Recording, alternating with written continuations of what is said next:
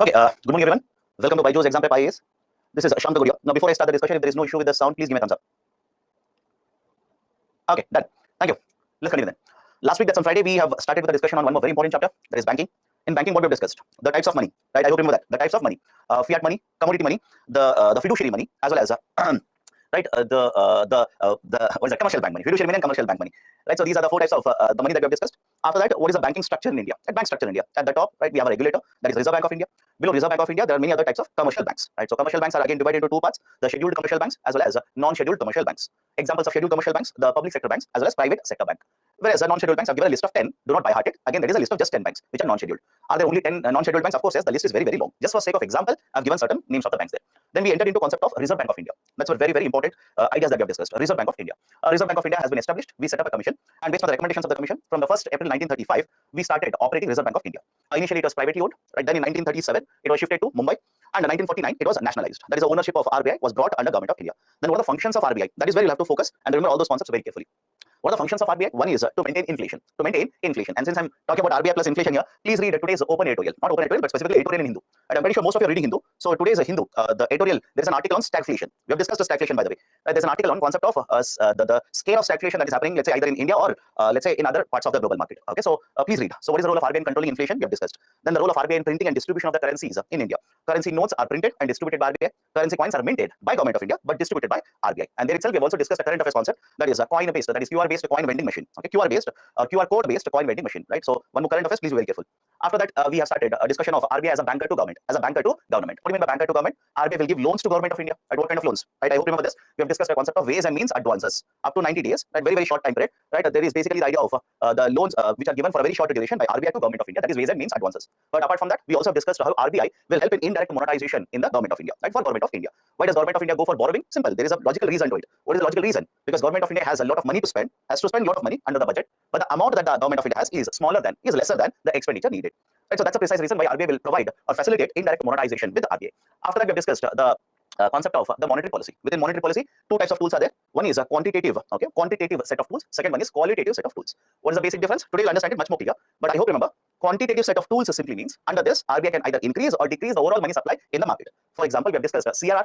Right, of course, I hope you remember this. CRR, SLR, repo, reverse repo, marginal standing facility, standing deposit facility, etc. And I said in all these tools that we have discussed, okay, right, in all these tools that we have discussed, what we see is overall money supply in the economy either will be increased by RBI or will be decreased by RBI. In specific sectors, we cannot target because overall money supply will be changed. That is quantitative set of tools. What about qualitative set of tools that we are supposed to start now? Done. So let me start the functions of Reserve Bank of India, functions of RBI, specifically instruments of credit control. What kind of instruments? We will start with qualitative set of tools now. Qualitative set of tools. Let's start. What is this concept of a qualitative set of tools? The first one, rationing of credit. Okay, rationing of credit. Now, what do you mean by rationing? First and foremost, what do you mean by rationing? Rationing simply means distribution. Any problem? Rationing simply means distribution. Now, let's say you are a bank. Okay, you own a bank. Now, there are various borrowers in the market who want to take a loan from you. I'll give a very simple example. Look at it. On one side, a farmer will come to you to take a loan. And on the other hand, a businessman will also come to you to take a loan. Now, simple question to all of you. To whom, when you give a loan, to whom do you think you're taking a more amount of risk? Think of it. A farmer will come to you. A farmer wants to take a loan. A businessman will also come to you. They also want to take a loan. Right? Let's say you decide to give a loan to both of them. But when you decide, to whom do you think you're going to take a higher risk when you give a loan? All of you agree? All of you agree? Right? The farmers. Giving loan to the farmers is risky. Now, if it is very risky, if given a choice, will you give a loan to the farmer? I hope you understand. If given a choice, will you give a loan to the farmer? Of course, you'll say, sir, right? It's so risky. And trust me, it is very, very risky. For example, some of you are asking, sir, why it is very risky to give a loan to the farmer? What if there is a sudden rainfall? Right? What if there is a sudden rainfall? For example, right now it is happening. What if there is a sudden rainfall? Unexpected rainfall. What if the heat increases, average temperature increases? What if from the international market, suddenly there is a lot of imports into India? So the earnings of the farmers are determined, are influenced by so many factors which are beyond their control. Hence, we say giving a loan to the farmer is risky. If given a choice, will you give a loan to the farmer? Most of you said, no, sir, I will not give a loan. Now tell me, from where should the farmers get loans then? If banks will not give loans to the farmers, from where should they get the loans? That is the precise reason. Understand this carefully. If I impose a restriction on you, if I impose a condition on you in ensuring that you will give loans to the farmers as well as the businessmen, can I call this as a distribution of loans? Is the logic okay? If I bring a guideline and ask you to ensure that some of the loans will go to farmers and some of the loans will go to the businessman, is it not a distribution of loans? That is the idea of rationing of credit. I hope you understand why they are referring to as a rationing of credit. What is the meaning of rationing of credit? The Government of India / Reserve Bank of India have guidelines, have certain guidelines which will ensure distribution of the credit.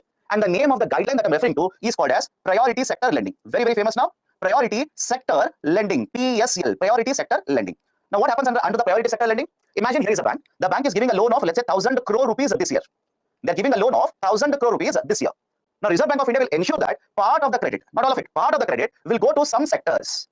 Part of the credit will go to some of the sectors. What kind of sectors? Best example, agriculture. Best example is agriculture. Any other example? Export credit. Export credit means what? Giving loans to the exporters. Student loans, that is educational loans. Housing credit. Loans to weaker sections in the society. Loans to MSME sector, etc., etc., etc.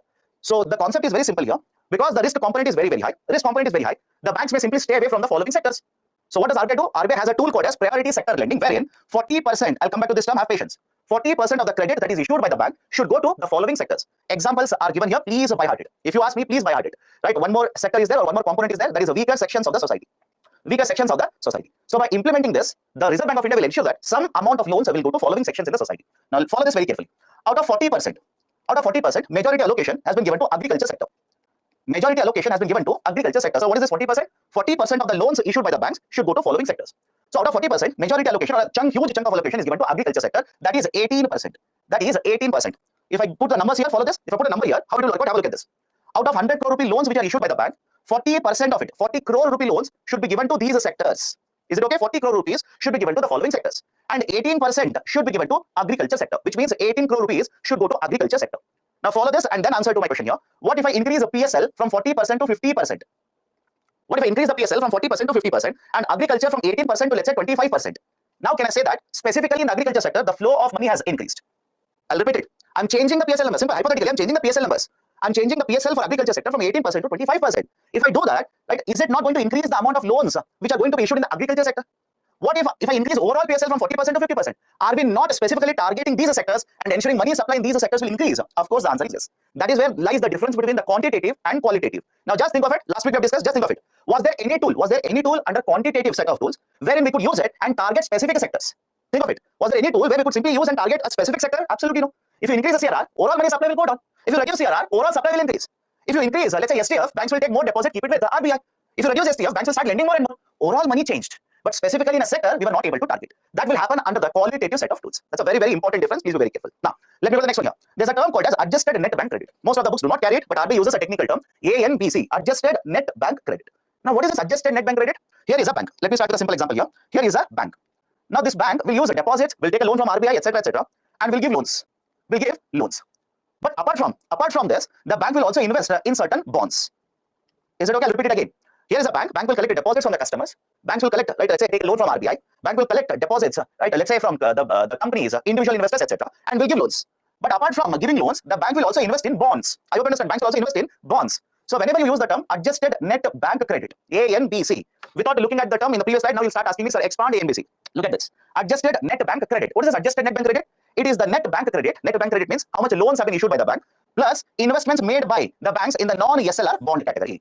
Investments made by the bank in the non-SLR bond category. The banks have invested in bonds under SLR. But beyond that also, the banks would have invested in the bonds. You have to count that as well. For example, the total value of credit is, let's say, 100 crore rupees. But the bank has also invested in certain bonds which are referred as, let's say, one example, recapitalization bonds worth 20 crore rupees. So 100 plus 20, 120 crore rupees. So you have to ensure that 40% of 120 crore rupees you will give to the following sectors.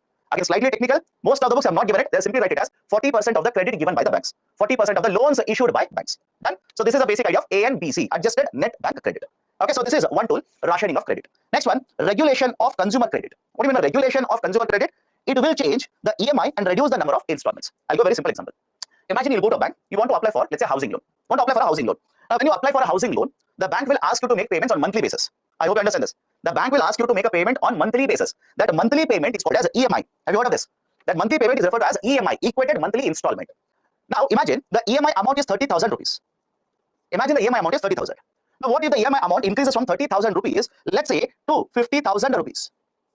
I repeat, what if the EMI amount increases from 30,000 rupees to 50,000 rupees? Don't you think the number of loans in the market will go down? Is it okay? I repeat, if the EMI component increases from 30,000 rupees to 50,000 rupees, many people in the market now will not be able to afford this kind of a payment because it is beyond their means. Their salary is, let's say, 60,000 rupees. It will basically reduce the amount of loans that are taken in the market. It will reduce the amount of credit that is issued in the market. Now, if the loans are reduced, if the amount of loans are reduced, what will happen to demand? What will happen to demand for goods and services in the market? The demand for goods and services will go down. Will it help in? So demand for goods and services will increase? No, it will go down because the loans are more costlier now. Loans are more costlier. So when the demand for goods and services will go down, can it help in controlling inflation? Can it help in controlling inflation or not? Can I give you the vice versa example of this? Opposite side. Imagine right now the EMI payment is 50,000 rupees RBI will reduce interest rates. Banks will also reduce the interest rate and start offering the loans with the EMI component of 30,000 rupees, 20,000 rupees. More and more people will be interested in taking loans. The demand for the loans will increase. The demand for cars, demand for, let's say, washing machine, a refrigerator, which many of the people take by taking loans, will automatically increase.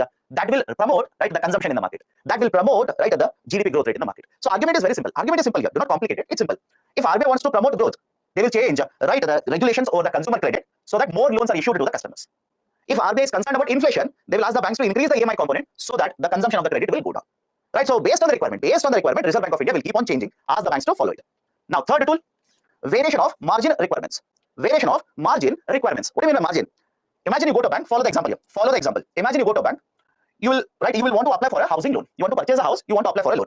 Let's say right now, the house value is 2 crore rupees. Right now, the house value is 2 crore. How many of you think the bank will give a loan of 2 crore rupees? Let me check. How many of you think that because the house value is 2 crore, bank will give you a loan of 2 crore rupees? Absolutely no. They will never give it. They will not give it. Sir, I've never taken a housing loan, so I don't know. Many of your parents would have taken it, ask them. Or many of you would have taken a 4-wheeler loan. They will never give you the full value of the product in the form of a loan. They will not give it. Why? What if the value of this house changes? I hope you understand. What if the value of the house changes? Because they generally take a collateral. Is it okay? They will ask for a collateral. What is a collateral? It's a safety. It's a safety that the bank will keep with itself so that if you don't repay, they can take away the collateral. I hope you understand this. For example, I'm taking a loan from you. I'll simply tell you this bottle is a safety or a collateral. Of course, the bottle doesn't have much value in the market. Don't worry. Right? I'll tell you this is the security, this is the collateral. What does it mean? If I don't repay it, he'll simply come take away the bottle from me. So what will I do with the bottle? You will sell it in the market. Again, don't worry about that bottle. Can the house be used as a collateral? Can the car be used as a collateral? Can the land that is owned by you used as a collateral? Can the gold be used as a collateral? I hope you understand now. So generally what happens is, whatever is the value of the asset that you want to purchase, bank will never give that value as a loan. They will reduce it. Let's say hypothetically 70%. They'll reduce it, right? Let's say 70% of it will be given, which means if the value of the asset that you want to purchase is 2 crore rupees, the bank will provide, let's say 1.4 crore rupees in the form of loan. What is this remaining amount? Remaining amount is 60 lakh rupees, which is nothing but a down payment. This is nothing but the down payment, and this is also referred as a margin. Is it okay? The remaining 60 lakh rupees you will have to invest from your pocket. That is also called as a margin. Margin means what? The difference between the value of the asset and the value of the loan. Is it okay? The difference between value of the asset and the value of the loan. Now this is called as a margin. A simple question to you. Think of this. What if the margin is reduced? What if margin is reduced? Don't you think more and more people will take loans now? Is it okay? What if the margin is reduced? Right? Let me take extreme example.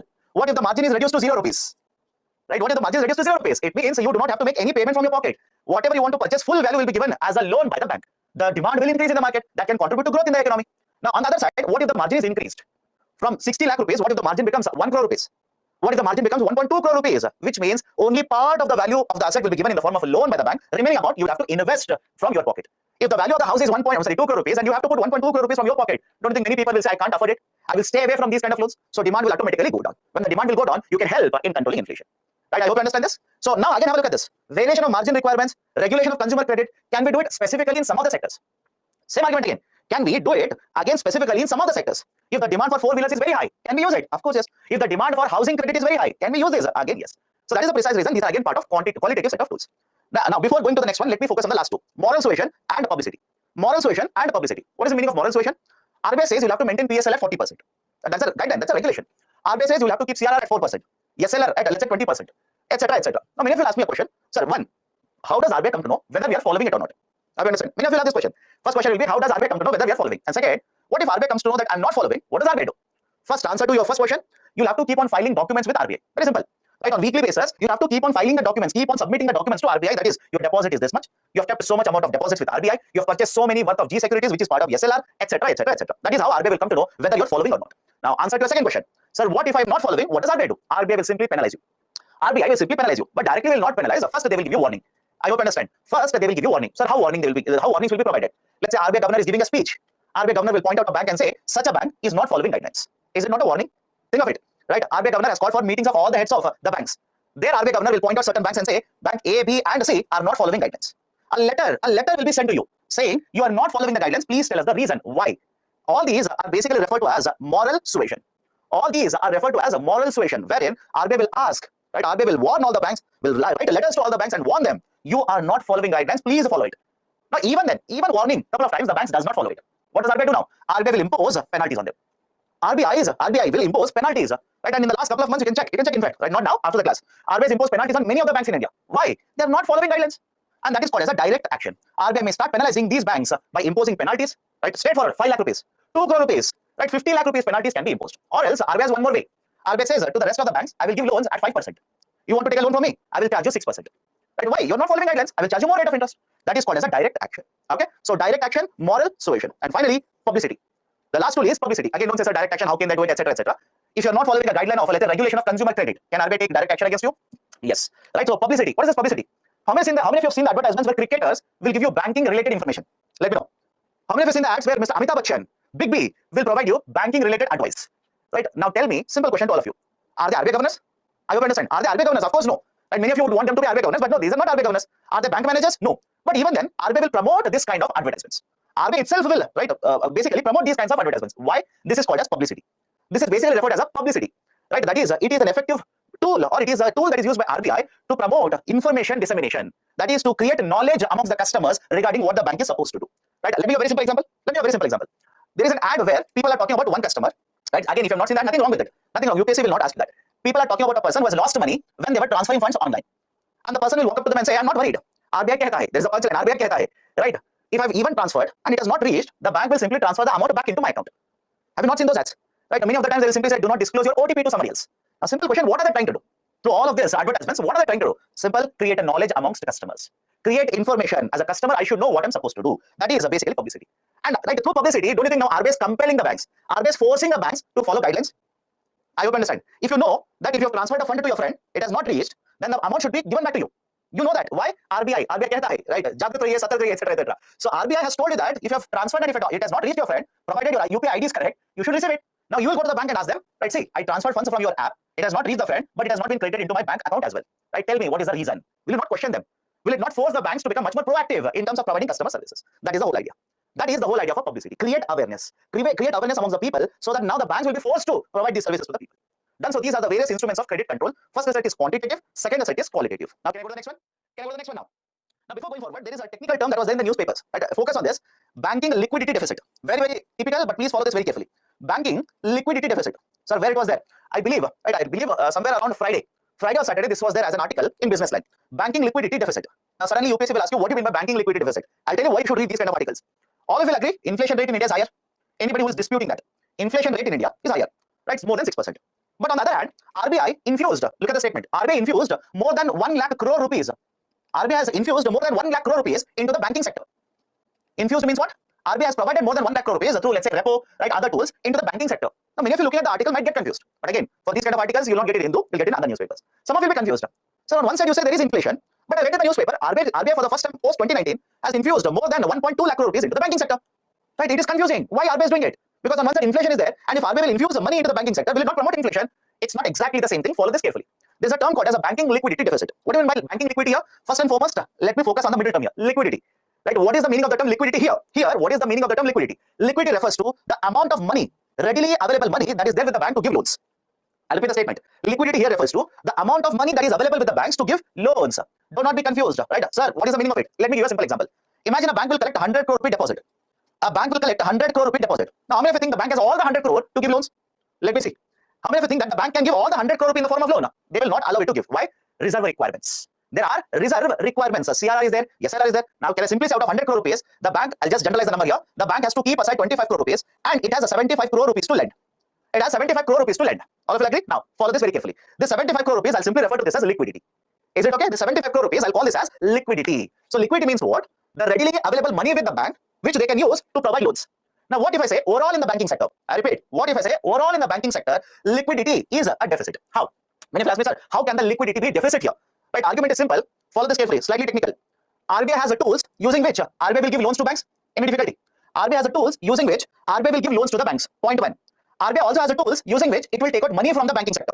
Any difficulty in this? For example, sir, what do you mean by that? Can I give you first example as a repo, second example as SDF? RBI has a tool using which RBI will give loans. RBI has a tool using which it will take out liquidity from the banking sector. Now, what if I say today, follow this carefully, what if I say today, right now, RBI has pumped 100 crore into the banking sector. RBI has given 100 crore under repo, but under the SDF, banks have kept a deposit of 200 crore with RBI. Is it okay? Repeat it again. What if I say on one side, the RBI has given loans under repo worth 100 crore, but the banks have taken 200 crore deposit kept with RBI, Reserve Bank of India. Don't you think RBI has taken out more money from the banking sector rather than infusing? Is it okay? RBI has taken out more money than infusing in the banking sector. This is called as a liquidity deficit. I hope you understand. This is referred as liquidity deficit. And there's a large impact of this. What is the impact? Right? Imagine this. Imagine this, you're a bank. You're taking loan from RBI, but you're keeping more money with RBI. You're taking a loan. But apart from that, whatever amount you have taken, you have kept more money with RBI. Right? Don't you think as a result of this, credit activity would be affected? I hope you understand. As a result of this, credit activity would be affected. The loans which are issued by the banking sector will not go down. And as a result of this, the rate of interest on the loans, what will happen? It will start increasing. The rate of interest given by the loans, rate of interest on the loans given by the banks will start increasing. That's dangerous. That's dangerous. So what does RBI do? RBI purposely will start dumping more and more money into the banking sector. RBI will purposely start providing more and more loans under various tools so that rather than having a banking liquidity deficit, will move towards banking liquidity surplus. Is it okay? Rather than having banking liquidity deficit, there is a banking liquidity surplus. And has RBI done this in the last week? Yes. It has done this in the last week itself. Please be very, very careful. Okay? Right? So this is the basic idea. This is the basic idea of a banking liquidity deficit. Again, books will not give you all of this. Trust me when I say this. Books will not give you all of this. You have to be very careful. Right? Read current affairs.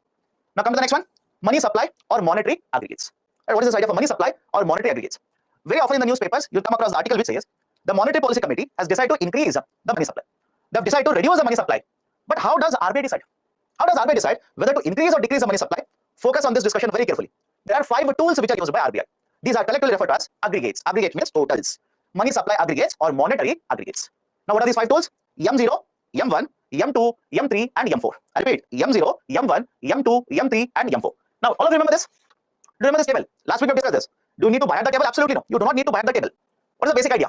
The table represents the banking sector in India, where banks will collect a certain deposits, keep a part of the deposits because there is a reserve requirement, and use the remaining to create credit. Use the remaining money to create loans, create credit in the market. That is basically a system called as fractional reserve system. FRS, fractional reserve system. Now we'll come back to this again, don't worry. Come here now. The first tool used by RBI is referred to as M0. Right? M0 is also referred to as base money. It is also referred to as base money, or else there is also a name called as high powered money. M0 is referred to as a base money, or else it is also referred to as high powered money. Base money, right, or high powered money. Right? Some of the experts will also use the term reserve money for this. Now, there is no definition, but follow this carefully. M0 calculation is currency in circulation plus bankers' deposit and other deposits with RBI. What is this? Let me start a basic idea here. RBI has printed, let's say, 100 rupees. How do you think that 100 rupee will enter into system? Let me see. Right? RBI has printed this 100 rupee. How do you think that 100 rupee will come into circulation? How do you think the bank will use the 100 rupee, right, to basically circulate, create loans in the market?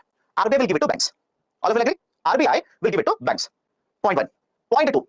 Now, when you say RBI will give it to banks, right? When you say RBI will give it to the banks like this, right, do you think RBI will simply hand it over like this, or will collect something in return from the banks? Think of it. Right? RBI has 100 rupee like this, right? A new 100 rupee note printed by RBI. Will RBI simply give it like this? No. RBI will collect something in return. RBI will collect something in return. So now look at this very carefully. Right? I'll take a simple example. Imagine you're a bank. Understand this carefully. Many of you will get stuck up here. Imagine you're a bank. I'll give 100 rupees to you, and in return, you will give me 100 rupees worth of G securities. Now, can I call this G security as asset? Is it okay? Can I call this G security as asset? If this is asset, can I call this 100 rupee as a collapse? Sorry, can I call this 100 rupee as a liability for RBI? Let me know. I'll repeat it. There are 2 sides to transactions. There are 2 sides. In one hand, I'm giving you a 100 rupee note. In the other hand, I'm collecting G security from you. G security is an asset. Is it okay? G security is an asset. And if one side is asset equivalent to this 100 rupee note, if this is an asset, what is this? This is liability for RBI. This 100 rupee is a liability for RBI. Any difficulty now?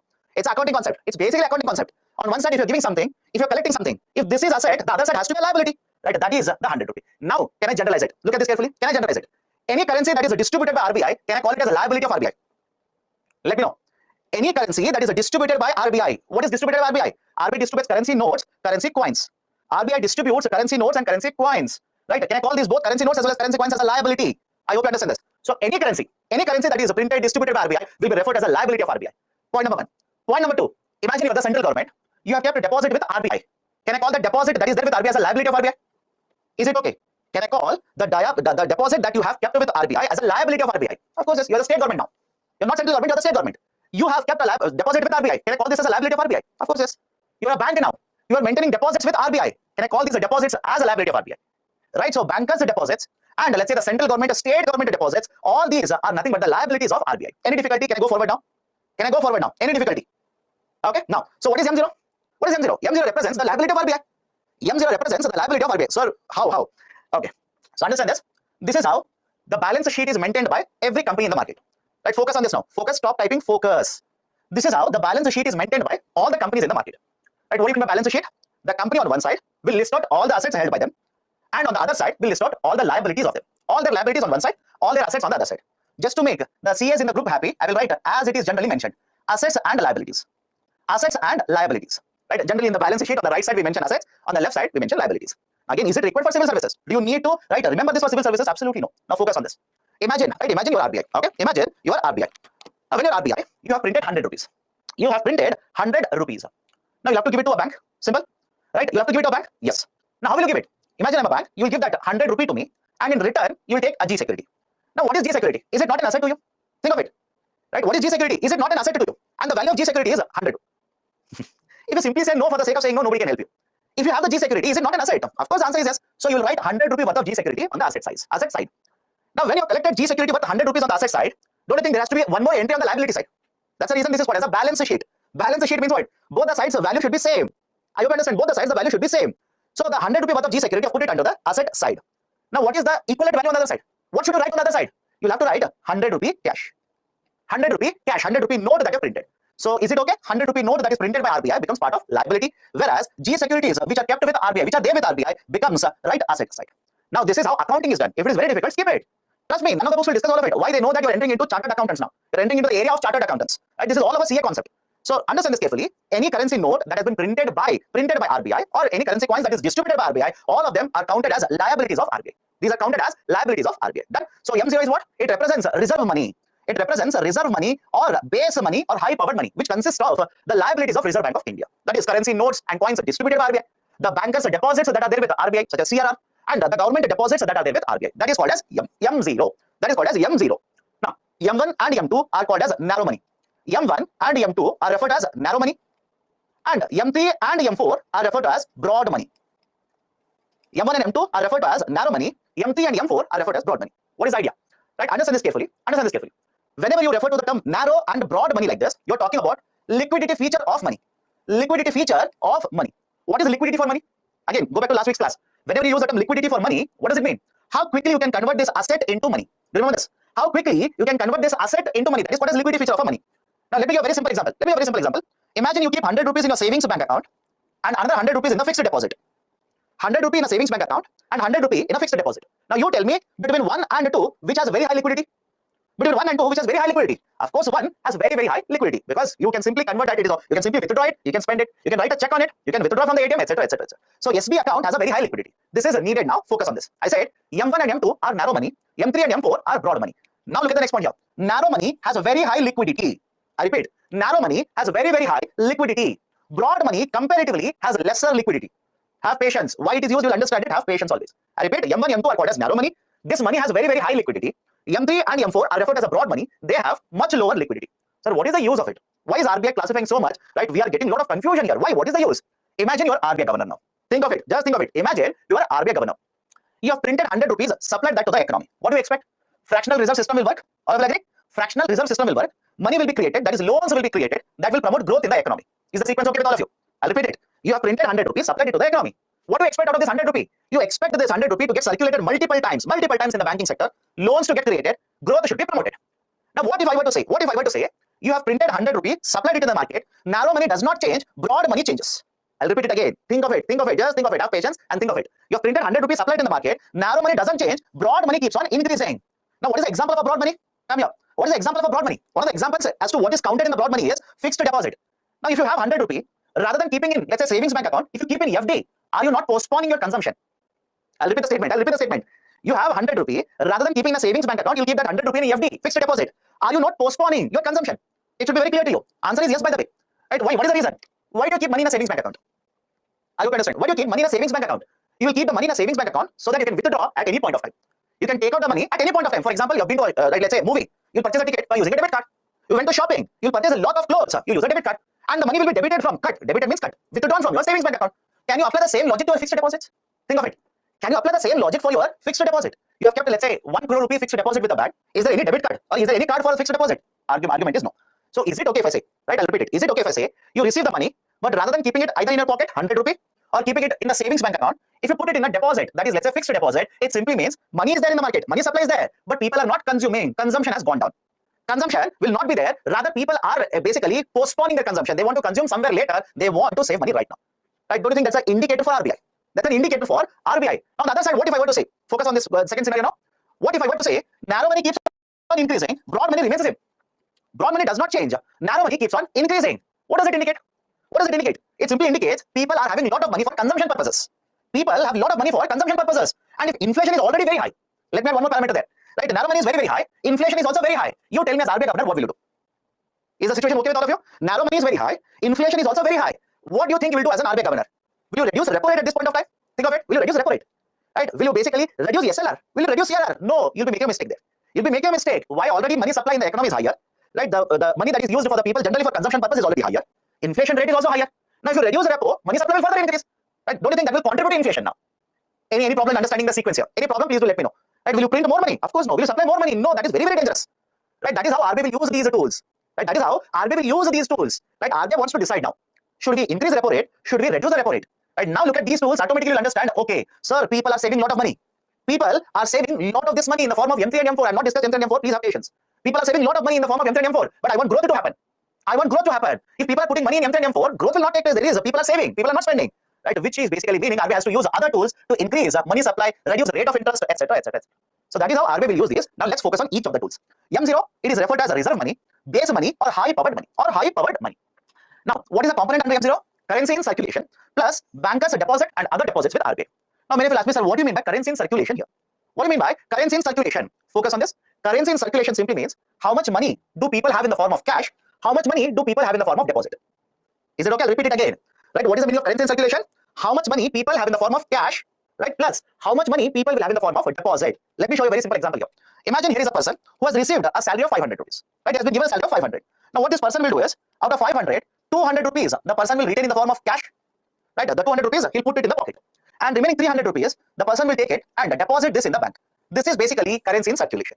Is it okay? This is basically currency in circulation. Now why should you understand all of it? If the currency in circulation increases, will the money supply in the economy increase or not? Simple question to all of you. Think of it. If the currency in circulation increases, will the money supply in the economy increase or not? Answer is yes. If RBI will reduce the currency in circulation, will the money supply come down in the market? Again, answer is yes. Right? So RBI can use different tools. Repo, reverse repo. Of course, now reverse repo is not used. SDF, CRR, SLR, etc., etc., etc. In order to ensure that the overall money supply in the economy will either go up or go down. They can use any tool. For example, I'll ask you a question. Think of it and answer. If RBI will increase the CRR, tell me what will happen to money supply? Overall money supply in the economy. Will it go up or go down? I hope you understand. It's a very simple idea. Will it go up or go down? CRR is increased. Will the money supply increase or decrease? Most of you are correct. It will decrease. Most of you are correct. It will decrease. But here and there, some people are still confused. If CRR goes up, money supply should go down. It should go down. For example, imagine you're a bank, 100 crore rupees deposits. If the CRR is, let's say, 6%, now you're left with 94 crore rupees to lend. Again, don't worry about SLR. Focus only on CRR. What if I increase this from 6% to 10%? Don't you think the money that is available for the banks to lend will go down from 94 crore rupees to 90 crore rupees? Answer is simply yes. Right? So whenever the CRR is changed, whenever SLR is changed, whenever SDF is changed, whenever repo is changed, can we either increase or decrease the money supply? Answer is simply yes now. Okay. Now come back to this. Any difficulty with respect to what we've discussed so far? M0 is reserve money, base money or high powered money. And UPSC can use a statement like this. If the base power money or high powered money or reserve money increases, the money supply in the economy will increase. Answer is yes. Answer is simply yes. Now come to M1 and M2. Come to M1 and M2. I said M1 and M2 will represent narrow money. What is this narrow money? Imagine 100 crore rupees is the total money supply in the economy. Is it okay? Imagine 100 crore rupees is the total money supply in the economy. Do you think all the 100 crore rupees will have the same liquidity? Is my question okay with all of you? I'm saying the total amount of money supply in the economy, that is cash with you people, deposit in the banking sector, etc., etc. Total amount is 100 crore. All the 100 crore will have the same liquidity? Of course no. So what I'll do is I will divide this 100 crore into one part which has a very high liquidity. Now, what component within the 100 crore has very high liquidity? Can I write like this? The cash that is there with all of us, as well as the demand deposit in the banking sector. Let me know. The cash that is there with all of us, right? Put your let's say put your hand in the pocket, or let's say in a purse. You'll have cash. Don't you think that cash has very high liquidity? Or else you also have, let's say, 1 crore rupee worth of savings bank account. Will it not have very high liquidity? Of course, yes. So next point is 100 crore is getting circulated in the economy. I will try to find out only that part of the 100 crore which has very high liquidity. That is called as narrow money. That is referred to as narrow money. Right? Again, within narrow money, there are two types here: M1 and M2. M1, it is basically consists of the currency, that is cash, that is there with all of us. The cash, either coin or notes, doesn't matter. The cash that is there with all of us, plus the demand deposits that we have kept with the banks, State Bank of India, ICICI Bank, right? Any bank for that matter. The demand deposits that are there with, right? Let's say the banking sector. But in addition to this, we'll also add what are the other deposits with RBI. For example, the central government deposits with RBI, state government deposits with RBI. Because at any point of time, central government can withdraw and spend the money in the market. Right? That is M1. What is M2? Take M1 as it is. Take M1 as it is. In addition to keeping money in a bank, people also save money in post office. Right? Have you heard of this? Post office deposit account.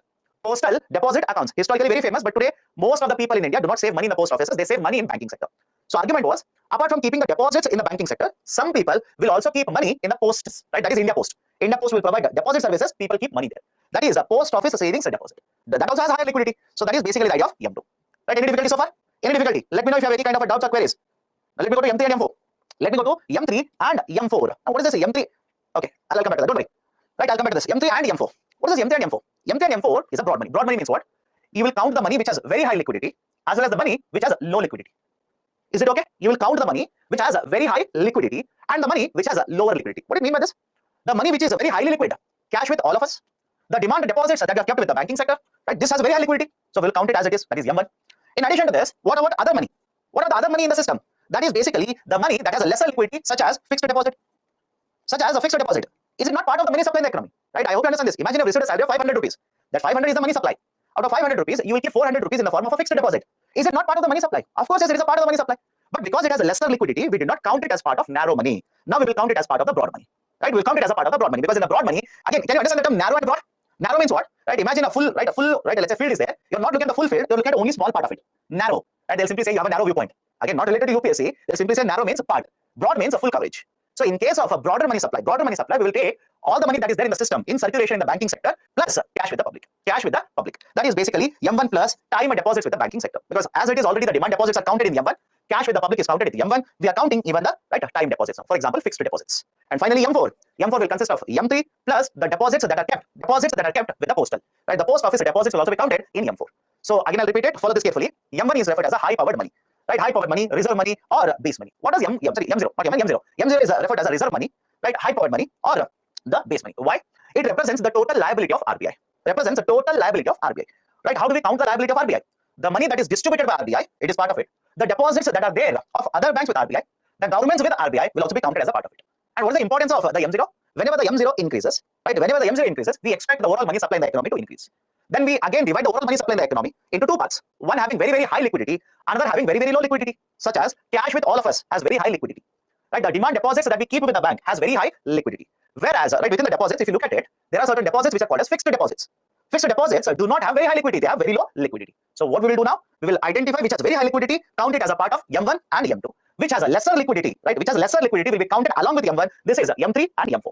M1 and M2 are referred as a narrow money. Narrow money means you are not covering the whole money supply in the economy, you are covering only part of it.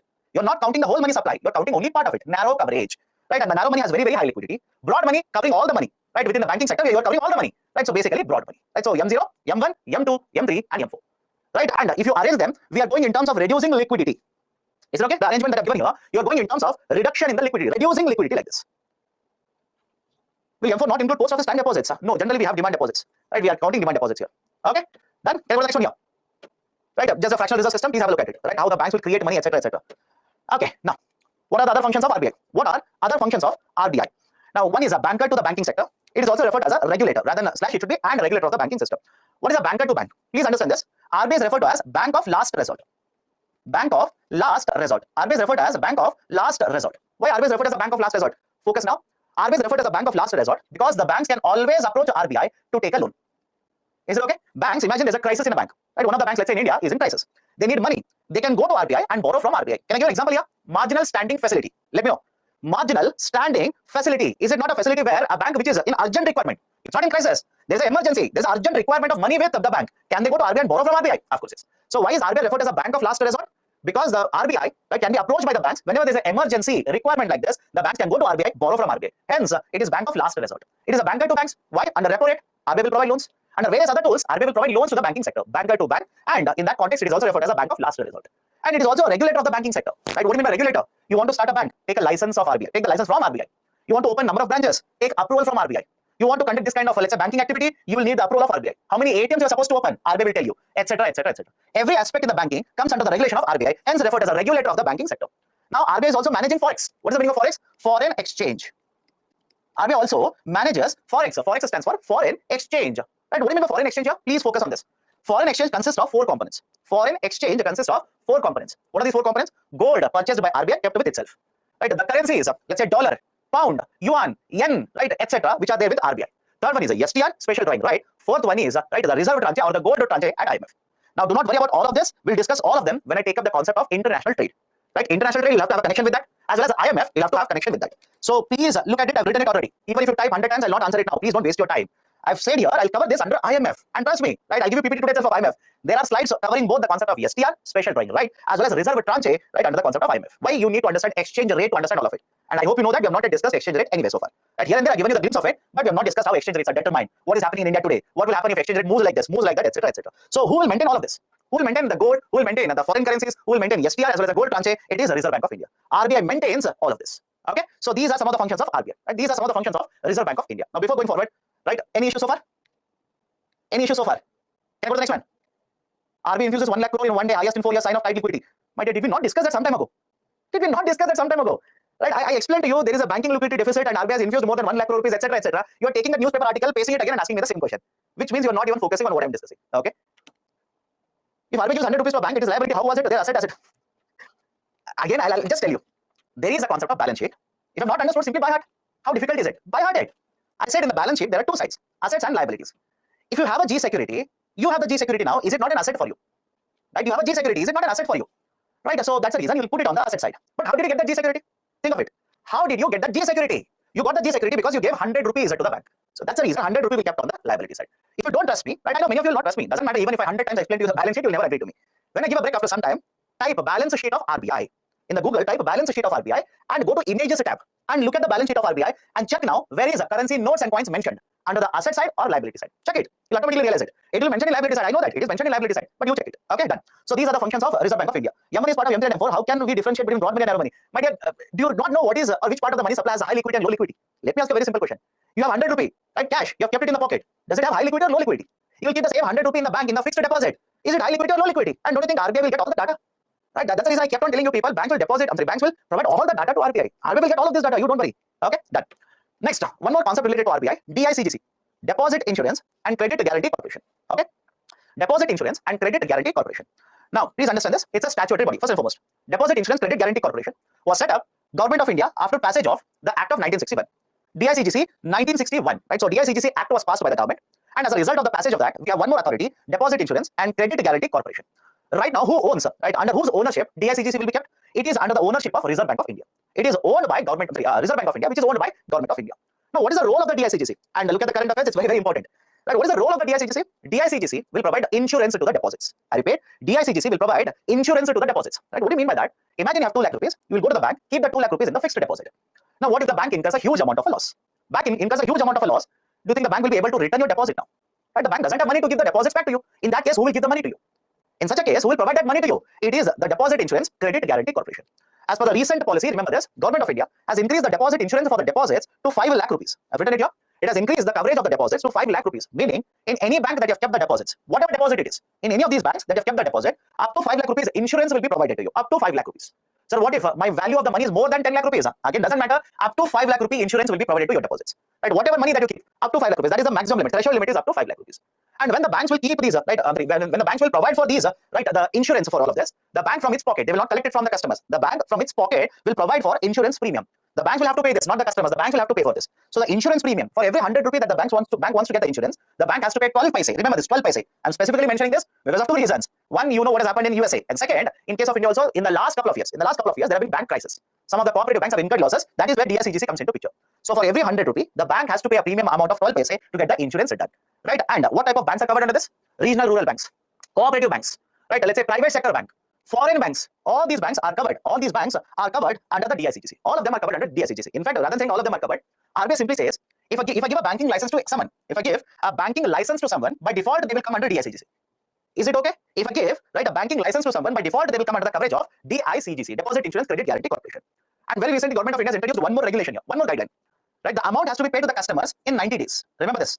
Imagine a bank is there. The bank tells RBI, right, done. I will not be able to continue to operate. I'm going to close down. This announcement has been done by a bank. In the next 90 days from the date of submission, in the next 90 days, the DICGC has to provide this deposit insurance, right, to the customers. So these are certain very, very important points regarding DICGC. Now, is this facility uniform in all the countries? Of course no. Of course no. From one country to another country, the facility will keep on changing. For example, in case of USA, we have 5 lakh rupees. They have $250,000. This was there very recently in the newspaper. Remember this. In case of USA, they do not have 5 lakh rupees. In fact, they have a coverage of $250,000. That is, $2.5 lakh worth of deposits are covered by one more authority there, FIDC, Federal Insurance for Deposits. Right, so FIDC authority is there, right, and that authority will provide insurance coverage up to $250,000 worth of dollars. So from one country to another country, the number will keep on changing, but the concept is similar. That is, a part of your deposits will be insured by the banks by paying certain amount of premium. And that's the basic idea regarding the DICGC. Okay, so this is one more concept related to Reserve Bank of India. So this is the complete discussion related to RBI. Now let's take a break. But before that, any kind of a doubt you people have, let me know now. Any kind of a doubt that you people might have, please do let me know now. Just a second. Where does the DICGC comes into picture? If a bank goes to RBI and says, I'm not able to continue to operate, I've incurred a loss. I will not be able to continue to operate. I want to close. In such a case, DICGC automatically will come into picture. Okay. If a bank closes, how will customers get money? My dear, how do you think insurance actually works? Let me check your knowledge. Again, you don't have to become an expert to understand all of these. The concept of insurance. How does insurance work? Forget about DICGC. How do you think insurance works? Let's say there are 3 people, A, B, C. All the 3 people will get insurance. They'll pay a certain amount of money and they'll get the insurance. Do you think all of them will claim insurance? Can I give you a very simple example? I'm pretty sure all of you have used it. Two-wheeler insurance. Two-wheeler insurance. Right? How do you think the two-wheeler companies providing insurance will work? They will provide insurance for all the bikes in India. But you think of yourself. Understand this. You just think of yourself and you tell me, have you claimed bike insurance at any point of time? I hope you understand. Can you claim the bike insurance at any point of time? Let's say in the last 2 years or 3 years. Most of you would have paid insurance amount without getting any coverage. Without getting any coverage because nothing has happened. God's grace, nothing has happened. Car insurance. I keep on paying car insurance. Many of you people keep on paying car insurance. Do you keep on claiming the amount? No, that doesn't work out. Why? Car insurance will come into picture when you have accident. And how many of you will go and have an accident just to get money? Absolutely no. I hope you understand this. So this is how insurance system will work. This is how insurance system will work. That is, they will collect money from multiple people, but very few people will actually claim insurance. Is it okay? Right? That is the basic idea. And DICGC is doing the same thing. DICGC is doing the same thing. They are collecting insurance premium for everybody from all the banks in India. But 1 or 2 banks here and there will claim, right, the insurance, basically incur losses and customers will get the money. In fact, DICGC has a lot of money. Okay, they have a lot of money. Is there a loss to customers? If your deposits are, let's say, 1 crore rupees, you will not get the coverage of 1 crore rupees. You will get only coverage of 5 lakh rupees. Obviously, yes. Okay. How RBI will calculate money supply? Imagine your RBI, right? 5 banks are there in India. They will tell you how much is the worth of bank deposits they have. But you have printed 100 rupees and supplied in the market. Right? Don't you think you'll be able to calculate how much is the demand deposit, how much is the time deposit, how much is the cash in circulation? Of course, yes. Okay. What is M0? M0, right, is the liability of RBI. It is a liability of RBI. What is a liability? Right, again, don't enter into accounting concept. Sir, right, you tell me 100 times, I'll not listen to you, by heart it. It is called as a high powered money or reserve money. How do we calculate it? All the currency notes and coins distributed by RBI, the deposits of the banks that are there with RBI, and the next one, the central government and state government deposits with the RBI. That is how. And there is one more question: how M1 is there in M3 and M4? My dear, broad money. Don't you think when you look at? Let me focus. Let me give a very simple example here. Imagine, right? Imagine this: you went into a store. Right? That is super store. Right? So you went into a store. It's very, very huge. One way to look at the story is you look at, let's say, only biscuits.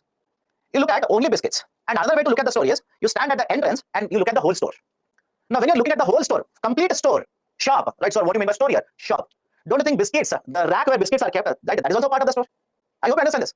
Right? Because some of you are asking, how come M1 is there in M3 and M4? Broad money means you're looking at the overall money supply. When you're looking at the overall money supply in the banking sector with the customers, etc., we will not be counting the cash with the public. We will not be counting, right, the deposits. That is basically the time deposits and demand deposits in the banking sector. Of course, yes. Okay, so that is the basic idea. How DICGC is linked with banking license? What I said was, if RBI gives a banking license to anybody, by default, they will come under the coverage of DICGC. Do you understand my statement? If RBI will give a banking license to somebody, by default, they will come under the banking license. Okay, done? So that is the discussion. Now, before taking a break, I just want to discuss one last concept here. That is money multiplier. I want to discuss one more concept here. That is money multiplier. Now, what is this idea of a money multiplier? Follow this carefully. Let me ask you a very simple question. You are RBI governor. Focus now, focus. You are RBI governor. You have printed 100 rupees and supplied it to the market. That 100 rupees has entered into the market.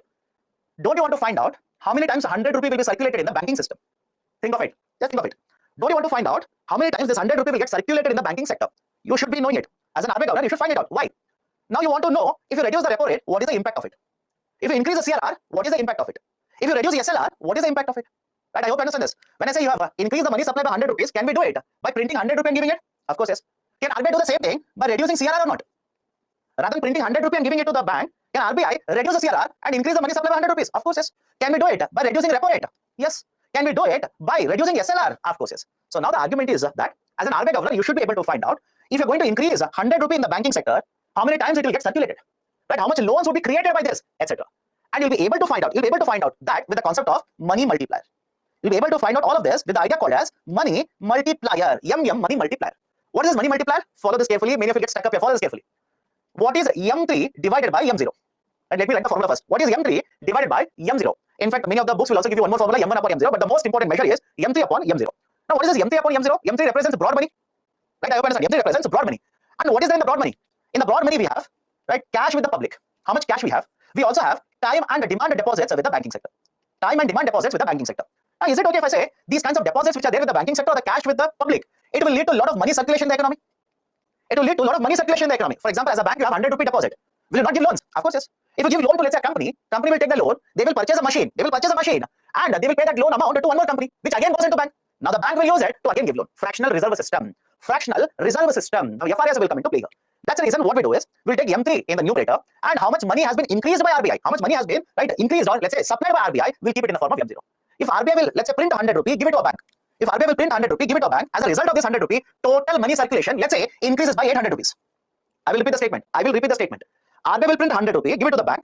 But because of the fractional reserve system in the banking sector, total money supply will increase by 800 rupees. Can I call this as a money multiplier of 8 times? I'll repeat it again. If RBI prints 100 rupees, gives it to a bank, bank will give it as a loan to a company will purchase raw material, again that money will come to the bank, again the fractional reserve system will work out, total money supply increases by 800 rupees, which means 100 rupee will lead to credit creation of 800 rupees. That is money multiplier. Right? So 8 times will become money multiplier. Right? So usually in case of India, money multiplier is somewhere around 5 to 6. In case of India, money multiplier is 5 to 6. And RBI uses it. I hope you understand. RBI uses it. So how does RBI use it? If RBI increases the repo rate, now RBI knows money supply will come down by how much? If RBI reduces CRR, now RBI knows money supply will increase by how much? Right? That is how RBI will be using M0, M1, M2, M3, M4, money multiplier, right? CRR, SLR, repo, reverse repo, SDF, etc. Either to increase money supply, to reduce money supply in the economy. Done? Okay. So why not M4? Please understand. Banking sector is involved in the credit creation. How many of you think India Post is involved in giving loans? Let me check. Right? How many of you think India Post is involved in giving loans to the companies, etc.? Of course, no. It is a banking sector. So if you want to find out if RBI will increase money supply by 100 rupees, to what extent overall money supply will increase, don't you think M3 is a better indicator compared to M4? Look at it. Don't you think M3 is a better indicator to find out if RBI increases money supply by 100 rupees? M3 is a better indicator compared to M4. Why? M4 has postal deposits. India Post doesn't collect money from you and start giving loans to companies. No, that is not the role of India Post. Right? But banking sector, of course, yes, they will do it. And that's the reason I will look at what are the components in M3. Right? What are the components in M3? I will look at it. Okay, done. So these are certain very, very important functions of Reserve Bank of India. Okay, these are important functions of Reserve Bank of India. RBI, very, very important. We have spent a lot of time in discussing RBI. I hope you understand. We spent a lot of time in discussion over Reserve Bank of India. So please be careful. Questions have been asked by UPSC, right? But again, if you check the last 5 years question papers, you generally find questions on RBI, right? In prelims. Prelims generally on 2 to 3 questions will come from RBI. Okay. The next concept. Okay. Before that, let's take a break. Right. Before we start with the next concept of nationalization, let's take a break. So I'll start at 7:53. I'll restart at 7:53 a.m. By the way, 7:53 a.m. Take a break now.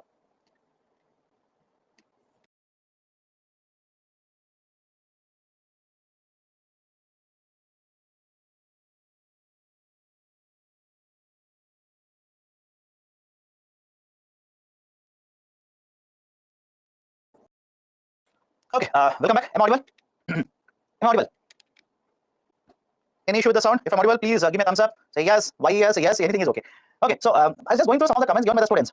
I generally find, let's say there are 2 types of students. One who are not revising. Second, those who have joined, let's say today, right? Most of you are, let's say some of you, not most of you, some of you said, sir, this is my first class. Because this is your first class, you'll feel everything is new for you. Trust me when I say this. You'll feel everything is new for you. Right? I'll use a term, scheduled commercial bank. Suddenly you'll put a question, sir, what is scheduled commercial bank? Right, etc., etc. So have a look at this. It is normal. It's normal because you have joined, right? Somewhere in between, and when the classes are going on, it's normal. Again, the classes will be done from the beginning. Please join that particular batch again. Okay, don't worry about it. Okay, so let's go forward. So what is money multiplier? Money multiplier simply means with the change in the base money, to what extent the broad money will change. I hope you understand. And with the change in the base money, to what extent the broad money will change. For example, I said, if RBI increases 100 rupees, that is increase the money supply by 100 rupees, is RBI changing base money then? Of course, yes. So when RBI changes the base money, to what extent the broad money will change? Because there's a fractional reserve system which happens to create credit in the market. So to what extent the broad money will change? That measurement is called as the money multiplier. In the example I told you, if RBI increases money supply by 100, the broad money will change by 800 rupees, which is basically having a money multiplier of 8 times. Okay, now let me go to the next discussion. Next concept of discussion: nationalization in the banking sector. What is the idea of nationalization? Now, nationalization already we have discussed. Nationalization simply means the ownership is getting transferred. The ownership getting transferred from the private to the government. That is the idea of nationalization. For example, earlier we nationalized the coal sector, we nationalized the banking sector, we nationalized the civil aviation, telecom, etc., etc. So nationalization was conducted even in the banking sector. So 2 rounds of nationalization. The first round of nationalization was done in 1970, where 14 banks were now transferred under the government ownership. Is it okay? I'll repeat it. Right? The government of India transferred 14 banks under its ownership. Again, the second round was conducted in 1980, under which 6 banks, the ownership of 6 of the banks, were transferred under the government of India. Now, why? What was the reason? Why government of India went for nationalization at this point of time? First one, there was a need to promote rural industries. Simple. There was a need to promote rural development and growth. Now, when you talk about rural here, you're simply referring to villages. Now, you're talking about a private company, that is a private bank. The private sector is not focused so much on development of villages. They're focused on urban part of India, that is cities. Right? And the reason is simple for them. If I go to a village, set up a branch in the village, I'll have to spend a lot of money. But what about my profits? How much deposits can I collect? How much loans can I give? What rate of interest I should charge, etc., etc. So when you look at all these, right, let's say aspects, that is cost to benefit analysis, it makes more sense for the bank to open a branch in city rather than a village. Any problem with this? Right? It makes more benefit for a bank to open their branches in a city rather than opening the branches in the villages, because the loans may not be very, very high in terms of value. Right? The defaults could be very, very high. People will take loans, will not repay. Right? People's incomes are also very low compared to urban part of India. So what had happened until then was the concentration of the banks was very high in cities compared to villages. But right, even today, I hope you know this. Unlike today, even then also, most of the population in India resided in villages. For example, at the time of independence, have a look at the data. At the time of independence, Around 50% of the GDP contribution in India came from agriculture sector. Around 50%. And around 70% of the labor, that is the people who are working in agriculture sector. Now, I hope you will not ask me, sir, why agriculture is related to villages, why farmers are there in villages, etc. like this. Which means most of the working population resided in villages. Right? A lot of people in villages required loans, but the banks were not interested in the villages. They were more interested in cities. So there was a concentration of the banking sector more in cities compared to villages. Now, even in the cities, imagine you open a bank. Will you focus on giving loans to poor people in cities or to businessmen? Of course, you'll not focus on the businesses. You'll focus on the companies. Now, if you keep on giving loans to companies, who will give loans to poor people then? Right? You are not interested in all of it. Why? Your objective is not social welfare. Your objective is profit. So government of India looked at all of these aspects. That is promotion of rural industries, promotion of the farmers, welfare of poor populations in cities, reducing the concentration of the branches in cities, expanding them in rural part, etc., etc. Citing all these reasons, government of India went for nationalization in two rounds. The first round of nationalization was done in 1970, and second round of nationalization was done in 1980. But after that, we have not gone for nationalization. We have not done nationalization after the second round. Why? Post 1991. Remember, the year 1991 is relevant for you. 1991 is important. Why 1991 is important? We implemented reforms. We'll discuss this separately. Do not worry. We implemented reforms in 1991, famously referred to as liberalization, privatization, and globalization. Don't worry, we'll discuss it separately. So after 1991, rather than government nationalizing these banks, we have allowed private sector banks to come into India. We have allowed foreign banks to come into India. We have allowed or promoted more and more participation of the private sector. So post 1991, we have not gone for nationalization. But what is the policy right now for the government? What kind of policy does the government follow right now in case of public sector banks? It is basically idea of a big bank or bank mergers. Idea of a big bank or bank mergers. Right? So two of you are saying, sir, in book it is given 1969, you are given 1970. So the law was introduced, bill was introduced. Again, the case was taken up by the court. Again, the bill was repealed and re-implemented. I hope you understand. 1969, yes, we introduced a bill. Because if government of India wants to nationalize something, they will have to introduce a bill for it.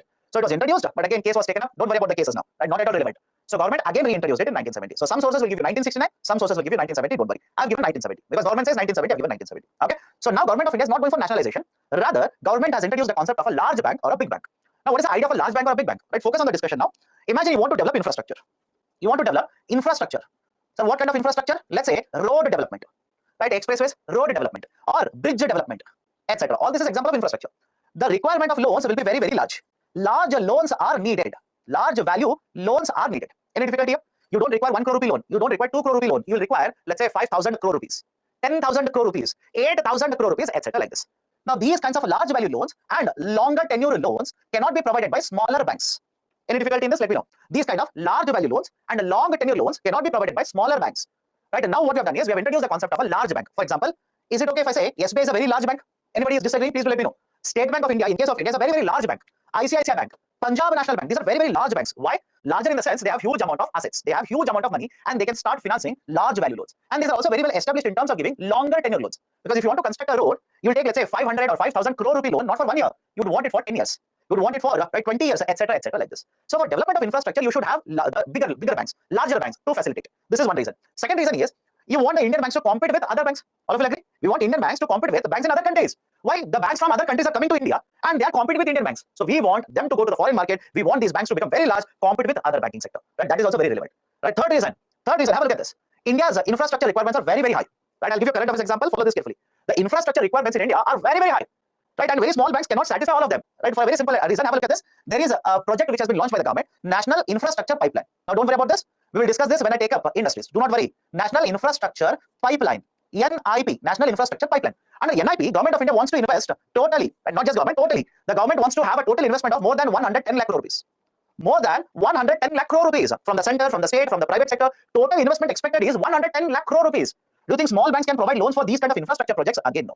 Right? So these are some of the reasons. One, infrastructure requirements are very, very high in India. Second, smaller banks will not be able to satisfy all the requirements for type of loans in India. Third, Government of India wants these banks not only to become competitive in India, but also compete with the banks from other countries.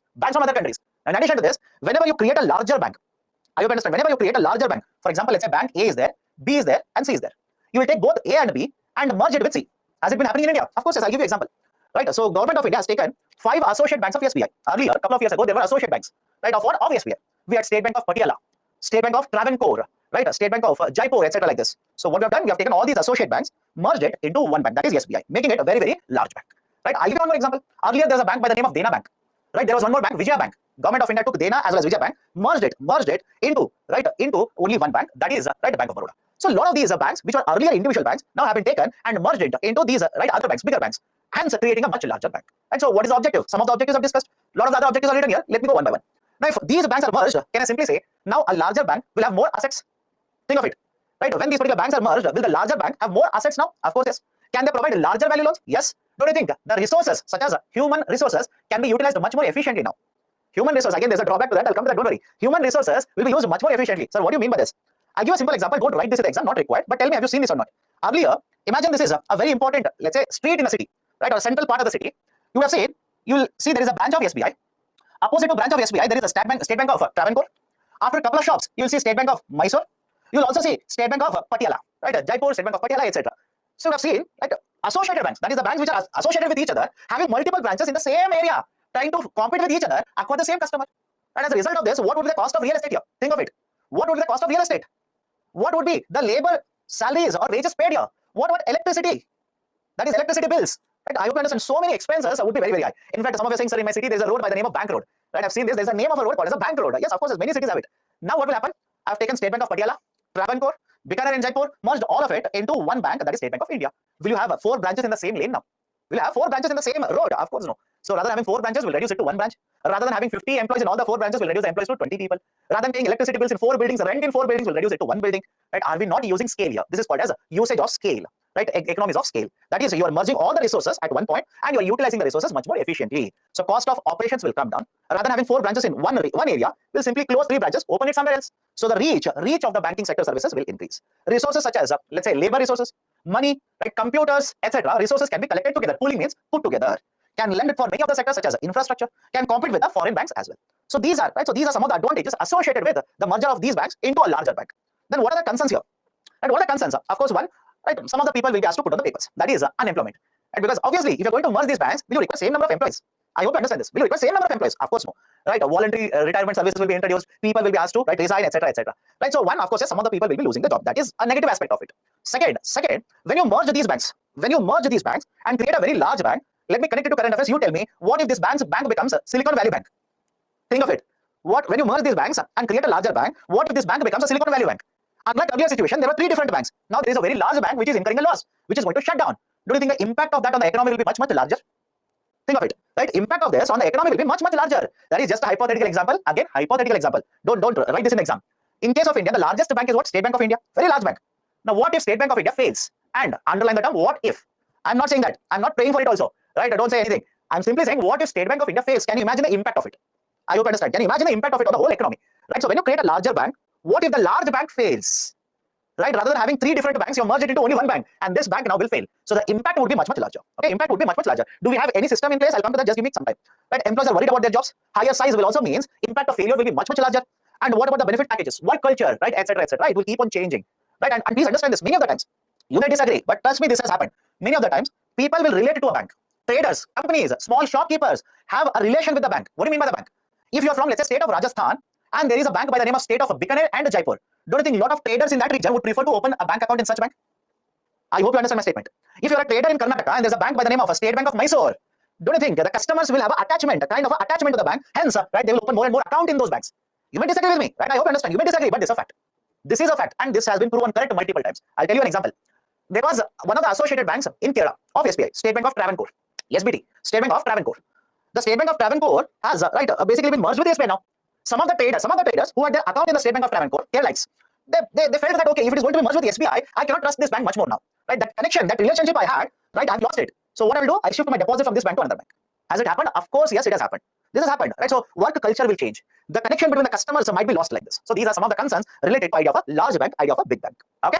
Now, do we have any system against this? That is, I said, large bank means if it fails, there'll be a big problem. Do we have anything in the place in India to protect the banks like this? There is this concept called as DSIB. There is this idea called as DSIB, Domestic Systemically Important Bank. Domestic Systemically Important Banks. DSIB. And current affairs, I'm connecting to current affairs here. Right? These are also referred as very large banks or too big to fail banks. Too big to fail banks. And in case of India, today we have 3 DSIBs. I hope you understand. In case of India, we have 3 DSIBs. Right? What are the 3 DSIBs in India? ICICI Bank. Of course, one is your favorite, SBI Bank, and the third one is HDFC Bank. ICICI Bank, SBI Bank, and HDFC Bank. RBI has identified these 3 banks and has called them as a too big to fail banks or right, a DSIBs, Domestic Systemically Important Banks. Now, what is the concept here? Right? RBI simply says these institutions are necessary. I hope you understand. These institutions are necessary to have a stable financial system in India. These are necessary. We cannot allow them to collapse. We cannot simply allow these 3 to collapse. That is the basic idea for systemically important banks. And how does RBI ensure that these 3 banks will not collapse? RBI has more strict regulations on them. Remember this. RBI has stringent regulations, strict regulations on them. Sir, what do you mean by strict regulations? I will tell this when I take up the concept of Basel guidelines. Because for this you require capital adequacy ratio. For this you require capital adequacy ratio. I will tell this, not now when I take up Basel guidelines. So what RBI says is, I will not relax regulations on these three. I will in fact have more regulations on these three. Because more regulations, RBI says, the banks will be prevented from collapse. We are not going to have any kind of a collapse in this because I'm regulating it much higher level. That this is the idea for DSIB. Right? So again, some of you are saying, sir, what about DICGC? DICGC will come into picture when the bank collapses. I hope you understand this. DICGC will come into picture when the bank collapses. And what is RBI trying to do here? It is trying to prevent a collapse in the first place. Right? I hope you understand this. Right? So these are the three: ICICI, SBI, and HDFC. These are the three DSIBs in India. As of now, these three are there. RBI can change it. RBI can add many more banks, but one of the criteria. Right? On what basis RBI chooses them? The criteria is the asset size. The asset size of these banks should be at least 2% of GDP. The assets which are there with this bank should be at least 2% of GDP. Right? At least 2% of GDP should be the value of the assets held by DSIB. Only then RBI will consider them to be eligible to be considered under the concept of DSIB. Okay? Then are these private sector banks or public sector banks? SBI is a public sector bank. ICICI and HDFC are private sector. Both are private sector. So what does collapse mean? Collapse simply means the bank will not return your deposits. I hope you understand. Bank has reached a situation where it is unable to provide your deposits back. That is basically the idea of a bank collapse. Okay? Now, let me go to the next concept here. Lending rate. Let me go to the next idea of a lending rate. Now, before I start discussing, follow the concept here. Follow the concept. What is the meaning of the term lending rate? What does it actually mean? Here is a bank. Bank will collect deposits and bank will give loans. Bank will collect deposits and bank will give loans. Point number one. Point number two, when the bank will collect a deposit, bank will pay interest. Is it okay? When the bank has collected deposits from the customer, bank will pay interest.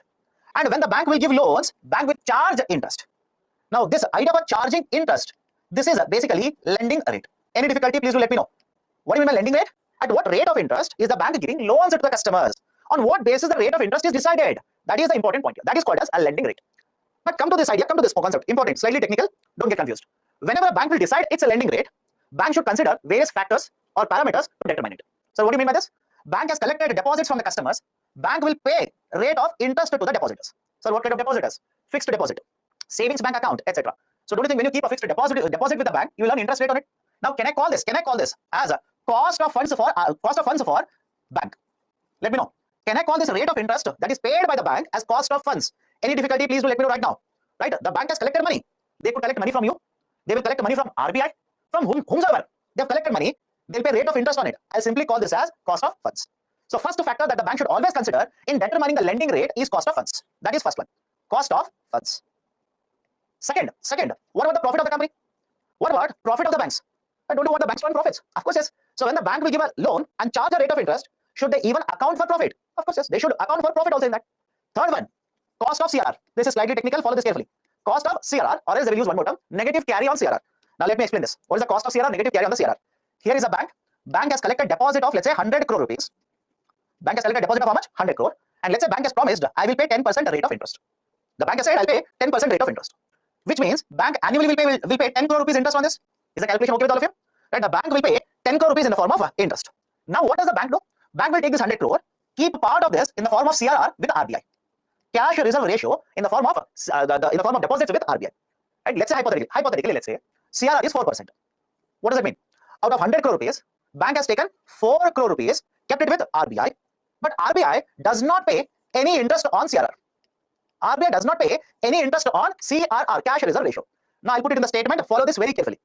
Bank, when it has collected deposits, on the full deposit, bank has to pay interest. But part of the deposits, bank is not allowed to use. It has to keep with RBI, that is CRR.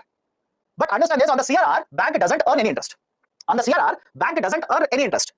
CRR is part of the deposit, and on the full deposit, bank pays interest. But on this CRR, bank doesn't earn any interest. Can I call this interest that is paid on the CRR value by the bank as a cost of CRR? Let me know. Can I basically say, like the bank pays interest on the CRR to customer. Bank pays interest on the CRR to the customer. The CRR is a part of a deposit, but the bank doesn't earn any interest on it. Can I call this as a cost of CRR or negative carry on CRR? Any difficulty, please let me know now. Negative carry on CRR. So very difficult to understand, right? Some of you are saying very, very difficult. Not very difficult. Let me divide it much further. 100 crore is there. 100 crore rupee deposit. Bank will pay the interest on full 100 crore. Is it clear with all of you? You have kept 100 crore deposit with the bank. Bank will pay 100 crore, interest on full 100 crore. But can I divide this 100 crore into two parts? 90 crore where bank can earn interest, and 4 crore CRR where bank will not earn any interest. But now just think of it. Can the bank tell you that they will pay interest only on 96 crore, not on 4 crore rupees to you? I hope you understand. Can the bank simply tell you, like the bank manager will call you and say, sir, please come, madam, please come. You have kept a deposit of 100 crore. I am not using all 100 crore. 4 crore, RBI has taken it. So when I calculate 10% interest for you, I will calculate only on 96 crore, not on 4 crore rupees. How many will accept it? You simply say, nice sir, I don't care what is the arrangement between you and RBI. I have given 100 crore to you, you give me 10% on 100 crore. So what is the problem here? Bank will not earn any interest on the 4 crore, but will pay interest to the customer on 4 crore. That is cost of CRR or negative carry on CRR. Any difficulty here? Any difficulty? So this is one more factor. Right? This is one more factor that the bank has to carry. Now, can I add one more factor? Many of you are saying, sir, but the bank is earning more and more. But don't worry. Are you earning? Forget about everything. You tell me, are you earning anything on the 4 crore rupees? You're a bank. Are you earning anything on the 4 crore rupees? You tell me that answer. Answer is no. Then don't you think whatever rate of interest you decide on the loans should be higher? I hope you understand that common sense here. Right? Very simple connection. Because you're giving a loan, you're not earning anything on the CRR, will you not increase your lending rate? What if I said, understand this carefully, just to make it much more clear. What if I said, right, you keep CRR with RBI, RBI will pay 10% rate of interest. Hypothetically, you keep 4 crores with RBI, RBI will give you 10% rate of interest on it. Now, will you charge the rate of interest higher on the loans? Will you charge more rate of interest? Of course, no, because that CRR rate of interest you are earning from RBI. So again, come back to this. Many of you are saying, but sir, when they give a loan, they will charge a higher rate of interest. Precisely this reason. Precisely for this. They have kept a CRR, they are not earning anything, so they are earning in the form of rate of interest, they will increase it. Right, so cost of the funds, profits, cost of CRR, what about term or the tenure of the loan? What about term or tenure of the loan? Of course, yes. The term or tenure of the loan should also have an impact on what is the rate of interest, right, on the loans given by the banks. And the fifth one, what about the borrower? What about a borrower? Sir, what do you mean by what about a borrower? Imagine you are a bank manager. Right, understand this. Imagine you are a bank manager. Mr. Ratan Tata will come to you, ask for a loan. A farmer will come to you, ask for a loan. Now you tell me, are you not taking a higher risk by giving loan to a farmer? Simple question, by the way. Are you not taking a higher risk? Now, sir, why do you always target farmer? Remove the farmer from the picture, put me instead. Right, imagine I'm also coming to you, right? The Mr. Ratan Tata is also coming to you. Are you not taking a higher risk by giving a loan to me? Of course, yes. And if you're taking a higher risk, will you not charge a higher rate of interest when you give a loan to me? I hope you understand. Right? Are you not charging a higher rate of interest because there is a higher risk involved? So even what is the profile of the borrowers? There is a risk involved here. What is the profile of the borrowers? That will also determine what is the interest rate charged by the bank here. Right now, what is the system in India? What is the system? Right? What is the system in India? So what is the risk if you are a salaried one? My dear, my salary is 50k. I'm taking a loan of let's say 10 lakh rupees. Mr. Ratan Tata's salary is in terms of crores of rupees. He is taking a loan of 10 lakh rupees. You tell me where there's a better chance of collecting back the loans. Okay? Right, so have a look at this. There is a lot of risk involved here. Obviously, the rate of interest charged from one borrower to another borrower will change. So these are the various factors that the banks will use in determining what is the lending rate, in determining what is the rate of interest. Now, what are the systems we are using in India? Earlier, understand this. We had different systems. Right, for example, we had a primary lending rate. Before that, we had base rate regime. Right, first we had base rate regime, then we had primary lending rate. Then we introduced a new system called as benchmark primary lending rate. But in all these cases, RBI found banks are not transferring the benefit of rate reduction to customers. Let me explain it. Follow this carefully. First, we had what? Base rate regime. Then we introduced right, primary lending rate. Then we introduced a benchmark primary lending rate. But in all these cases, even to the extent of lending rate, that is marginal cost of funds based lending rate, RBI has found that banks are not transferring the complete benefit of rate reduction to borrowers. So what do you mean by this? Let me explain this. Follow this carefully. Imagine here is a bank. Bank will take a loan from RBI at let's say 4% rate of interest. Now the bank will calculate right this as 4% plus profit plus operational expenses, right, plus CRR, etc., and the bank will charge a 10% rate of interest to customer. Bank will simply charge, let's say, 10% rate of interest to customer. Now, what if RBI reduces its rate of interest from 4% to 3%? Have a look at this. What if RBI reduces its rate of interest from 4% to 3%? Don't you think the bank should also reduce it from 10% to 9%? It's a very simple example, by the way. It's not that simple always. It's very complicated, but focus on this example. If RBI will reduce its rate of interest from 4% to 3%, shouldn't the bank also reduce its rate of interest from 10% to 9%? RBI says banks do not do it. Banks do not do it. When RBI reduces from 4 to 3%, banks will reduce it from 10% to 9.8%. Right? Banks will simply reduce it from 10 to 9.8%. Now, can I say this situation as a situation wherein complete benefit of rate reduction is not given to customers? I'll repeat the statement. RBI on one side reduces from 4 to 3%, but on the other hand, right, the banks rather than reducing from 10 to 9% will reduce the rate of interest from 10% to 9.8%. RBI says banks are not transferring the complete benefit to customers. And what is the whole idea? What's the whole idea? RBI uses a term called as monetary policy transmission. Monetary policy transmission, MPT, monetary policy transmission. Right, so define monetary policy transmission.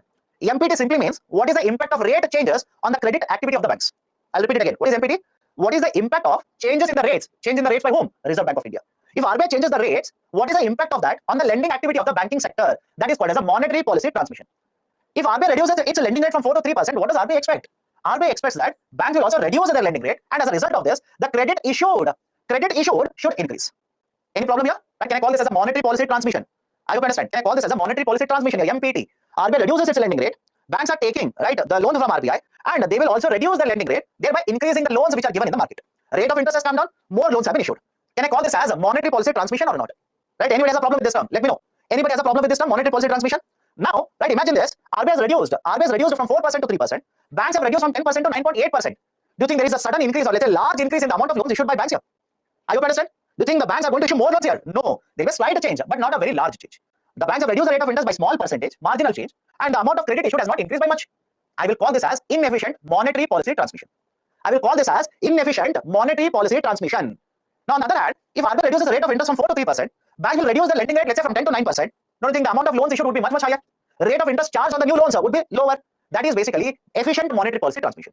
So RBI said there are different ways through which the banks are determining the interest rates.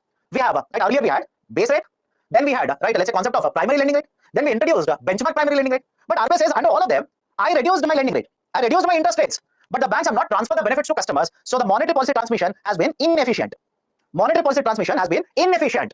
That is the precise reason. What RBI did was they have replaced all of them. Right? They have basically discontinued base rate, right? The benchmark primary lending rate, etc. Now mainly we have two types of systems. Have a look at this. Mainly we have two types of systems. One is called as the marginal cost of funding based lending rate. Second one is external benchmarking. This is very, very famous now. Right? This is very, very famous. External benchmarking is very, very famous. Sir, what is that? What is this? Don't worry about the past regimes. Many of you are asking me, explain BPLR. Not needed now. Not at all needed. If you're writing a bank exam, you might read it. But for civil services, not needed. In 1990s, we introduced the concept of the base rate regime. 1993. Then in 2004 and 5, we introduced the concept of the primary lending rate. 2010, we introduced the concept of benchmark primary lending rate. Are we using all of them? No, we have discontinued it. Right now, we are using the marginal cost of funds based lending rate. And second one is external benchmarking. For example, today you go to a bank, take a housing loan. It will come under external benchmarking.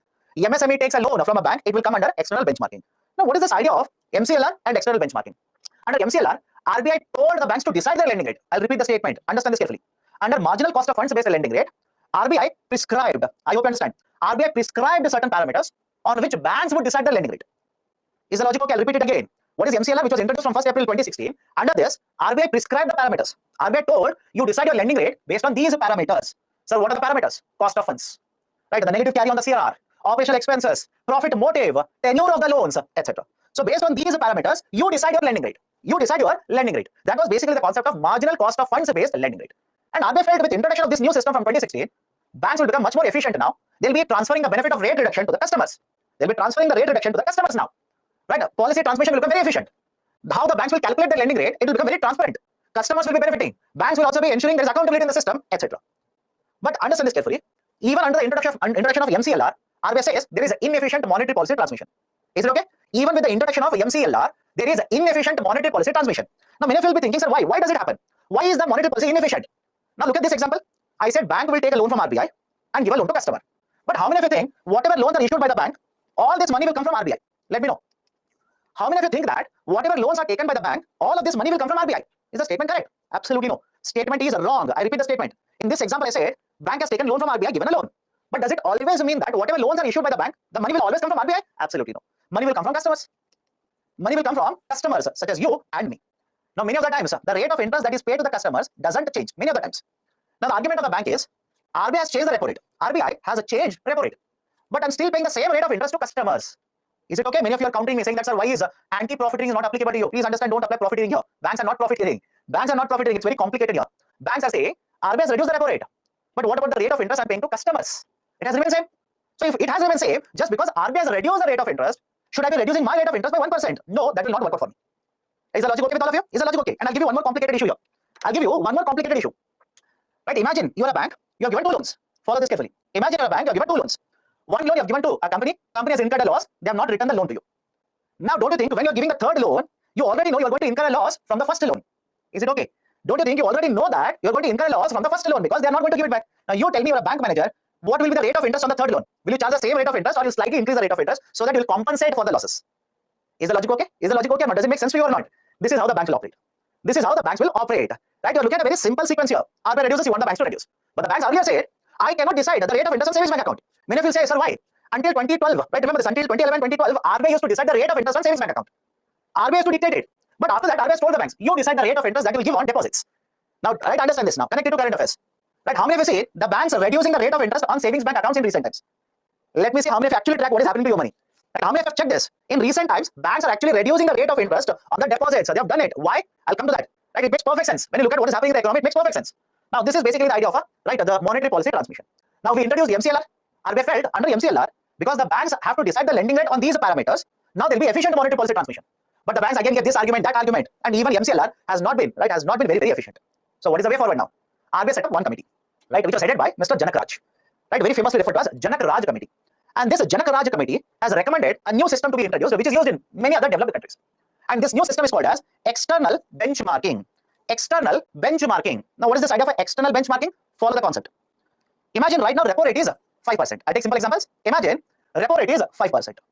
What you will do is, while giving a loan to the customer, right, and this is how they do it. I have a housing loan, so I know it. Please ask your parents, they'll show you the loan document. Forget our loan document. Ask them to check the mail that has been sent by the banks in the last 2 months. I'm pretty sure they have received a mail from the bank explaining the same thing. Imagine you go to a bank now, you want to take a housing loan. The bank will tell you now, this is how the rate of interest on the housing loan will be calculated. That is, repo rate will be taken, and above and over repo rate, they are going to count it as a 2.5%. That is repo rate plus 2.5%. Right? You ask me, sir, what is this 2.5%? Bank says, my operational expenditure, negative carry on the CRR, right? Profit, right? Etc. Etc. Etc. Now follow this carefully. If the repo rate is 5%, today you take a housing loan, what will be the rate of interest applicable to you? What will the rate of interest applicable to you? 7.5%. 7.5%. Or if somebody says 7%, no, my dear, right? 5% plus 2.5%, 7.5%. Let's say in the month of April, RBI worried about inflation rate in India will increase the repo rate from 5% to 5.25%. Possible? Very much possible now. Very much possible. Right? So from 5%, repo rate has been changed to what? 5.25%. Now what will be the rate of interest applicable on a housing loan? 5.25% plus 2.5%. The rate of interest applicable on a housing loan will become 7.75%. So is it okay if I say, is it okay? Right? Look at this. Now let me know. Is it okay if I say the lending rate of a bank is connected to repo rate? I'll repeat the statement. The lending rate of the bank on the loan that is given to you is connected. Benchmark means what? Connection. Benchmark is nothing but connecting here. Right? So the lending rate is connected to the repo rate. If the repo rate goes up, what will happen to your lending rate? It will go up. If the repo rate goes down, what will happen to the lending rate? Lending rate automatically will go down. Right? Now tell me, compared to earlier system, is it not much more efficient? I hope you understand. Is there a problem with this system? Of course, yes, there's a problem. Right, sir, what is the problem here? Problem is, in the current situation in the last 1 year, RBI has kept on increasing the interest rate. I hope you understand. RBI has kept on increasing the interest rate. And when RBI in the last 1 year has increased interest rate, of course, the rate of interest that is applicable on your loans has increased. And that is natural. It is a natural thing to happen. Because your rate of interest is connected to the repo rate. If the repo rate keeps on increasing, automatically the lending rate will increase. Now, during pandemic, what happened? I hope you understand. During pandemic, what happened? During pandemic, RBI reduced interest rates. Right? RBI reduced interest rates. And during pandemic, the rate of interest on the housing loans actually came down. Right? So, argument is simple here. The lending rate that will be charged to you, I repeat, the lending rate charged to you will be connected to, let's say, repo rate. And who's going to decide it? RBI says these are some of the parameters that are available to you. You pick up whatever you want. Right? One option that is available to them is to connect it to repo rate. One more option is connect it to the yield rate of 91 day, 182 days treasury bills. Another one option that is available to them is there is one financial institution in India by the name of FBIL, Financial Benchmarks of India Limited. Right? I'll repeat the statement. FBIL simply Financial Benchmarks of India Limited. So there are various benchmarks which are published by FBIL. You want use that as a connection. So argument is simple here. RBI says we have introduced multiple types of lending rate regimes, systems, but monetary policy has not been very efficient. It has not been very efficient. Now with the new system, we will ask the banks to connect their lending rate to a parameter which is beyond their control. Repo rate is not fixed by the banks. I hope you understand this. Repo rate is not fixed by the banks. It is fixed by RBI. And because it is out of their control, can I call this new system as external benchmarking? Right? I hope you understand why this is called as external benchmarking. Repo rate, if you have connected your interest rate to the repo rate, you are not fixing repo rate. RBI is deciding repo rate. So it is an external factor, external parameter, hence called as external benchmarking. Right? Some of you are saying, sir, is it similar to floating rate? Of course, yes. It is basically an example of a floating rate itself. That is, repo rate is not constant. Repo rate will keep on floating. It will keep on changing. Hence, it will have an impact on the rate of interest that you have taken, the loan that you have taken from the bank. Any difficulty in this? Any difficulty in this? Please do let me know. What will happen to my existing loans? If RBI increases the rate of interest, that is repo rate, then the rate of interest on your existing loan will go up. If RBI reduces its repo rate, right, and that's the reason I keep on telling you people, check it. Until unless you do not check it, you will not realize it. Right? If, for example, if you have a housing loan, please check. Banks have sent a mail to you in the last 1 month. They have sent a mail saying that there is an upward revision of your rate of interest. You don't trust me? Check. If you have taken a loan from a bank, check it. Sir, I don't have a loan. Your parents might be having a loan. I hope you understand. Right? Somebody in your relative might be having a loan. Ask them. They will tell you this. Okay? How it is connected to treasury bill FBIL? My dear, what is the yield rate? You tell me. What is the yield rate on government securities? Will the yield rate be affected by repo rate or not? Let me know. Will the yield rate in the market be affected by repo rate or not? Names could be different. I hope you understand. All of them are interconnected. All of them are connected with each other. What is repo rate? One institute is lending, another is borrowing, and the lender is charging a rate of interest. What is the yield rate? Is it not a rate of interest? Right? I hope you understand. All of them are interconnected in the market. All of them are connected with each other. Okay. So this is the basic idea of the external benchmarking. Okay. Operational expenses. The workers' let's say salary, electricity bill, rent, etc. Okay. This is a discussion regarding the lending rate regime. Right now, we are following the concept of MCLR as well as the external benchmarking. Right? Most of these loans which are given to the MSMEs, right, or let's say for that matter, the housing loans, etc., all of them are determined based on external benchmarking only now. Okay, let me go to the next one. Now. Okay. Right, next one is much more technical. Please be very careful. You can try to read it from the book. I'm pretty sure you'll not understand anything when you read Basel in the book. But is it relevant for civil services? Answer is yes. Have the questions been asked on this? Again, the answer is yes. So follow the discussion carefully. You need to understand the concept related to Basel guidelines. Right, idea related to Basel guidelines. Now, before going forward, what is a Basel? Basel is a place in Switzerland. It's a name of a city. Right? Don't say, sir, give me long form of Basel. No, Basel is a name of a city. Right? And in this city, we have one institution by the name of, I'll come back to this, don't worry, by the name of a Bank of International Settlement. Is it okay? Basel is a city in Switzerland. And in this city, there is one institution called as Bank of International Settlement, BIS. Is India party to Bank of International Settlement? Is it a member? Of course, yes. So under the Bank of International Settlement, they formed one committee, right? Within BIS, there is one committee which is very famously referred to as Basel Committee on Banking Supervision. Basel Committee on Banking Supervision, BCBS, Basel Committee on Banking Supervision. Now the role of this Basel Committee is to come out with guidelines, right? I'll repeat it. The role, what is the duty? What is the function of this committee? They will come out with guidelines which are applicable to banking sector. That is very important. BCBS will not announce budget for the government. BCBS will not ask the government to increase subsidy. Nothing of that sort. BCBS will come out with guidelines which are applicable to banking sector. So far, 3 rounds of guidelines have been announced, famously referred to as Basel 1, 2, and 3. In India, we are in the process of implementing Basel 3 now.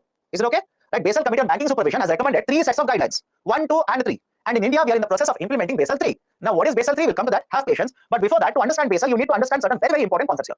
Please be very careful. Focus on the discussion. Focus on the discussion here. First one, every bank has certain amount of capital. Right? I hope you understand. Every bank has a certain amount of capital. Can I connect it to current affairs? Can I connect it to current affairs? All of you heard of Credit Suisse? All of you heard of Credit Suisse or not? Right? The central banker in Switzerland offered to infuse capital in the Credit Suisse. Right? The central banker offered to infuse capital with the Credit Suisse. I'll give you one more example. All of you heard of SVB, Silicon Valley Bank? Silicon Valley Bank, SVB. The Silicon Valley Bank wanted to sell the shares. They wanted to sell the shares and wanted to raise capital. What do you mean by capital? Money. Simple. They want to have money. Some of you ask me, sir, why? Why should the banks have capital? What is the use of the capital? Now let me start with a very simple example. Think of it. Think of it. I'm a manufacturer. I will take a loan from you to manufacture the bottle. I will incur losses. Which means the money that I've collected by selling the bottle is lesser than expenditure I've done. How can I pay your loan back? Think of it. How can I pay your loan back now? I don't have money. Can I sell, right, my assets? Possible? Right? I hope you understand. Hindi movies. Very, very famous Hindi movies or English movies, whatever you want to give it as an example. I will sell certain land. I will collect money. That is capital. I will repay your loan. Right? I hope you understand the idea of a capital here. Concept of a capital. Capital is required for every company. Every company requires capital. Right? And what is the use of the capital? If the bank is going to incur a loss, bank will require money. Right? Bank will require money to absorb the capital here. Now come to the concept. Let's go one by one. Follow the discussion very carefully. The capital of the bank, right, generally under Basel, we divide it into 2 parts. The capital of the bank is divided into 2 parts. Tier 1 and Tier 2 capital. Tier 1 capital and Tier 2 capital. Tier 1 capital, another name for this is core capital. Tier 1 is referred as a core capital. Tier 2 is referred as a supplementary capital. Now I'll explain this. Follow the explanation first. Ask questions later. Follow the explanation first. Imagine you're a bank. Okay, imagine you're a bank. You will, right, take 20 rupees from me, borrowing. Okay, you will take 20 rupees from me. I will simply say, you decide when you want to give it back to me. Follow this carefully. One example, you have taken 20 rupees from me. You decide when you want to return it back. Second example, you have taken 20 rupees from me. You will give it back after 5 years. You will give it back after 5 years. Both are forms of capital to you. I hope you understand. Both are capital, money. You have collected capital. Now you tell me, example 1, where you decide when you want to give it back. Example 2, where you will have to give it back to me after 5 years. Which one is more reliable for you? Think of it, right? And again, I'm asking you to be in that place. Reliable, my dear, on which you should rely more, right? Or some of you are still confused, right? Again, I'll repeat the example. Think of it. One example, I'll give you 20 rupees. You decide when you will give it back to me. Second example, I'll give you 20 rupees. We have already decided you will have to give it to me after 5 years. Will you be more dependent on example 1 or example 2? You should be more dependent on example 1. I'll explain it. Some of you are confused. You should be more dependent on example 1. Why? Can you give me this 20 rupees after 10 years? You are deciding. Think of it. Just apply common sense. Can you decide you will give it back to me after 10 years? Yes, that's your decision. Can you decide to give it back to me after 15 years? Of course, yes, that's your decision. After 20 years? Again, yes, that's your decision. What would example 2? We already have decided. After 5 years, you'll have to give the 20 rupees back to me. At least now, is the logic okay when I say that on one hand you have taken 20, you decide when you repay it. In the other hand, you have collected 20, already decided you'll have to give back after 5 years. Your reliance on the first example should be more compared to second example. Reliance means which is a much better capital for you. Which capital can be used to absorb losses? It is basically, right, the example 1. Example 1. Now bank, understand this carefully, bank will also collect a lot of capital from the market. It will also collect a lot of capital from the market. So in what form the bank will collect capital? 1, bank will issue shares and collect capital. Is it okay? Banks will issue the shares in the market and collect capital. Right? For example, a bank has issued, let's say, 100 shares, collected for every share, let's say 100 rupees. So by selling 100 shares, bank has collected 10,000 rupees. Bank is also allowed to issue bonds in the market. Right? Now focus on 2 types of current affairs bonds. I'll connect it to current affairs. Have patience, follow the discussion. There are 2 types of bonds here. One is tier 2 bonds. Second one is additional tier 1 bond. Right? Have a look at this. Right? Additional tier 1 bond and tier 2 bond. What they mentioned in the newspaper in the last, let's say, 3 to 4 months, answer is yes. I'll connect it to current affairs. Yes, bank. In the context of Yes Bank, these were there in the newspaper. Please be very careful. Now let me show it to you. Let me make you understand what is this AT1, additional tier 1 bond and tier 2 bond. Now focus on this. Imagine a bank is there. Imagine there is a bank. The bank is allowed by RBI to issue bonds in the market and collect money. And the money that is collected by the bank becomes part of the capital held by the bank. Part of the capital which is there with the bank. Now, understand this. This capital held by the bank, what is the use of it? The bank can use it to absorb losses. Now, what is this bonds that I'm talking about? There are two types of bonds. One is additional tier 1 bond, AT1. Additional tier 1 bond, additional tier 1 bond. And the second type that is allowed to be issued by the banks is tier 2 bonds. Tier 2 bonds. Now, let's understand both of them. Right, focus on this. Understand. Once you understand it, right, it becomes easy. Both of them are unsecured. Both of them are unsecured. Right? What do you mean by unsecured here? Let me start. Imagine you take a loan and you provide a collateral. Because you've taken a loan, you'll provide collateral. These are called as secured loans. Is it okay? These are called as secured loans. Second example, you take a loan, do not provide any security. These are called as unsecured. Right? So secured, unsecured. So additional tier 1 bond as well as tier 2 bonds, it's basically a bank, right, taking a loan. Right? Because what is a bond? Bond is a debt instrument. All of you remember that? Bond is a debt instrument, right? Which means one party is borrowing, another party is lending. So either you talk about additional tier 1 bond or tier 2 bonds, both are unsecured. Right? First point. Second point, additional tier 1 bonds do not have any maturity period. I repeat, additional tier 1 bonds do not have any maturity period, whereas tier 2 bonds have maturity period. What is the meaning of maturity period? A bond is issued to you and the bond will have a tenure of 3 years. That is maturity period. A bond is issued to you, right? The bond has a maturity period of 5 years. That is the maturity period. So additional tier 1 bonds do not have maturity periods, whereas tier 2 bonds are having maturity periods as decided by the issuer. The issuer, that is the bank, will decide what is the maturity period. Third very important point, because the additional tier 1 bonds do not have any maturity period, the bank will decide when they want to purchase it back. Is it okay? Right, I'll repeat it. Right, because the bank has issued it, there is no maturity period of it, the bank will decide when they want to purchase it back. They will use the term recalling. The decision on recalling these bonds is taken by the issuer, that is the additional tier 1 bond. Now, because it is unsecured, there is no maturity period, right, the investors, don't you think, have a higher risk by investing in these bonds? I hope you understand. Because there is no maturity period, and the bank, that is the issuer, is going to decide when they will repurchase it. Are these not risky? Of course, these are risky bonds. In fact, have a look at this. I'll add one more very important feature for both the AT1 as well as tier 2. Right? There is one more very important point here. The additional tier 1 bonds as well as tier 2 bonds can be written off. Can be written off by the issuer. Right? The additional tier 1 bonds as well as tier 2 bonds can be written off by the issuer. What do you mean by written off here? Imagine I'm a bank. I've issued a bond to you. I've collected 100 rupees, which means I'll have to repay 100 rupees to you. Any difficulty, please do let me know now. I'm a bank. I've issued a bond to you. I've collected 100 rupees from you. I will have to repay the 100 rupees. I have a debt here. Now, writing off means I'm simply saying I will not return the 100 rupees back to you. I'm not going to return back the 100 rupees to you. Any difficulty in understanding this? This is called as writing off. This is referred to as a writing off system. And any problem, let me know. This is called as a writing off. Are the banks allowed to write off additional tier 1 bond as well as tier 2 bonds? Of course, yes. The banks are allowed to write off tier 1 as well as tier 2 bonds. Has it happened in India? That is where you'll have to understand the current affairs connection. Yes, bank. Right? There is a connection to the current affairs. That is right, the yes bank connection. And there were two people. Sir, why are we discussing all of this? My dear, because it is there in the current affairs. I could have skipped it. Very easy for me to skip. I would have skipped it.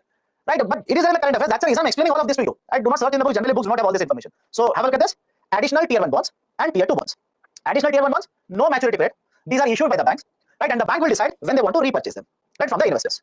And one more very important feature is these are unsecured. And if the bank has incurred a loss, bank can simply write off. Write off means cancel. I hope you understand. Bank can simply write off. Write off means cancel these bonds. What about the tier 2 bonds? These are unsecured. These are unsecured. The maturity period is decided. And in case the bank incurs a loss, the bank can again write off tier 2 bonds. Now, many of you are asking, sir, these are very, very risky. Of course, yes. I hope you understand. These are very risky. I never said these are very, very safe instruments. These are very risky. So if these are risky, what do you expect the coupon rate to be? A lower coupon rate or a higher coupon rate? Think of it. If they are very, very risky, what will happen to the coupon rate? These will have a very, very high coupon rate. And are there any investors for this? Of course, yes. Of course, yes. There are a lot of investors because they are focused on the higher coupon rate. Right? Because they are focused on 4 people are saying rate of interest will be lower. How? How? I do not understand what you're thinking. If you're going to take a higher risk, don't you want to earn higher returns? You tell me. Right? If you're going to take a higher risk, don't you want to earn higher returns? You want to earn lower returns. How? I do not understand how you people or some of you actually think. Okay, so understand this. Both of the bonds are very risky. But within this also, additional tier 1 bonds are much, much riskier for investors. Why? You have paid, let's say, 100 rupees in case of tier 2 bonds. If not written off, if the bonds are not written off, you will get 100 rupees back under tier 2 bonds after 5 years or after 10 years. Any guarantee after additional tier 1 bonds? Think of this. Any guarantee after how many years you'll get additional tier 1 bonds? As an investor, there's no guarantee. The bank will decide. The issuer will decide when they want to repurchase these bonds. Now, what was there? What was there here? Right? What was there in the current affairs regarding this? Yes Bank issued a lot of additional tier 1 bonds. Right? Simple. Sequence is simple. Step 1. Yes Bank issued a lot of additional tier 1 bonds. And then there was a crisis in the Yes Bank. Right, Mr. I'm sorry, don't worry about the name. Right? The CEO was removed, etc., etc. Now, Yes Bank, right, was supposed to, right, basically honor additional tier 1 bonds, means pay coupon rate.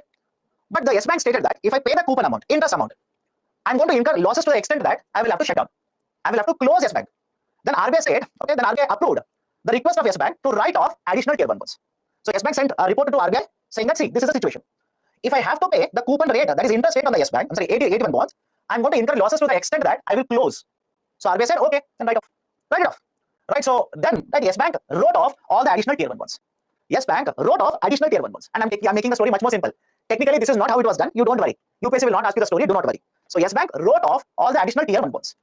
If you have invested in the additional tier 1 bonds, it simply means Yes Bank will not give you any interest now. Yes Bank will not give back your principal amount also. They will not give you the principal amount as well.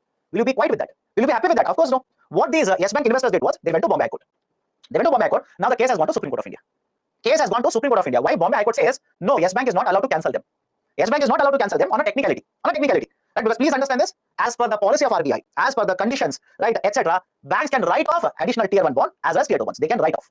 But how the process was done, based on a technicality, Bombay High Court said, no, you're not allowed to write off. And now RBI, Yes Bank, both have gone to Supreme Court of India. Case is pending in the Supreme Court. Right? Done? Any problem with additional tier 1 bond and tier 2 bonds? Let me know. Will DICGC come in play here? My dear, are these deposits? Think of it. Are these deposits? Right? Are these deposits? Absolutely no. These are not deposits. Why will the DICGC come here? Tier 2 bond coupon rate will be lower than 81 bond coupon rate? Generally, yes. Generally, yes. Okay. Yes-based providing 81 and tier 2 bond. Many banks are issuing it. And again, please understand. So is the coupon rate fixed here? No. Different bank will offer a different coupon rate. Okay. Okay. Let's go forward now. Now, right. Now think of this. Imagine you're a bank. At least now it should be clear to you. Let me check. Imagine you're a bank. Will you rely more? Again, think of it as a bank. Will you rely more on additional tier 1 capital or tier 2 capital to absorb losses? Let me know. Right, at least now look at it after all of this, right, the story is over. Will you rely more on additional tier 1 or tier 2 capital, right, in order to absorb losses? So tier 2, how? Those who are saying tier 2, answer to me, how? Why? Why will you rely more on tier 2? Sir, because I will give it back after 5 years, my reliance will be more. Is it so? Don't you think you should rely more on a capital where you are going to decide when you'll repay the amount back? Apply common sense now. Right? Don't you think you should rely more as a bank on the capital, right, where you decide when you'll give it back, rather than a capital where it is already decided you'll have to give it back? Right? Just apply common sense, you'll understand. Now, after all of this, right, have a look at this. Tier 2 capital is less. Tier 2 capital is considered less reliable than tier 1. Any problem with this statement? Look at the last statement. Right, look at the last statement in the slide here. Tier 2 capital is less reliable for a bank compared to tier 1 capital. Means what? Tier 1 capital provides more comfort to the bank. Today I have collected 100 rupees. I can use it to take care of the losses. Right? But what if this 100 rupees is a tier 2 capital? Then I'll have to give it back after 2 years to you. That becomes a problem for a bank. So reliance on tier 1 is higher compared to tier 2 capital. Okay. Now tier 1 capital, core capital, example is paid up capital. Many of you ask me, sir, what do you mean by paid up capital? Paid up capital simply means the amount of money that is collected, capital that is collected by issuing shares in the market.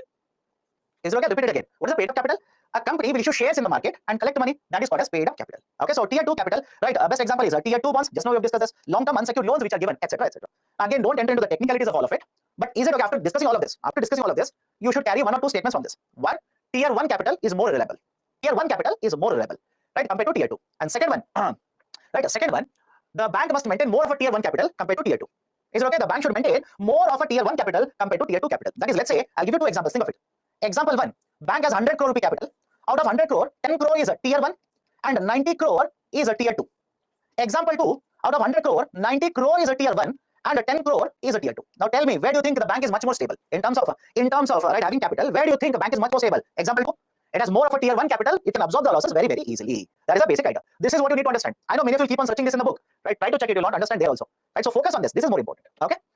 Sir, 81 and tier 2 bonds are issued by the banks? Yes, these are issued by banks only. 81, tier 2, all of these are issued by banks only. Companies are not allowed to issue these bonds. Right? And there is one more student who says, sir, both can be written off. But why do you say additional tier 1 is more reliable? My dear, because in additional tier 1 capital, you decide when you will buy the bond back.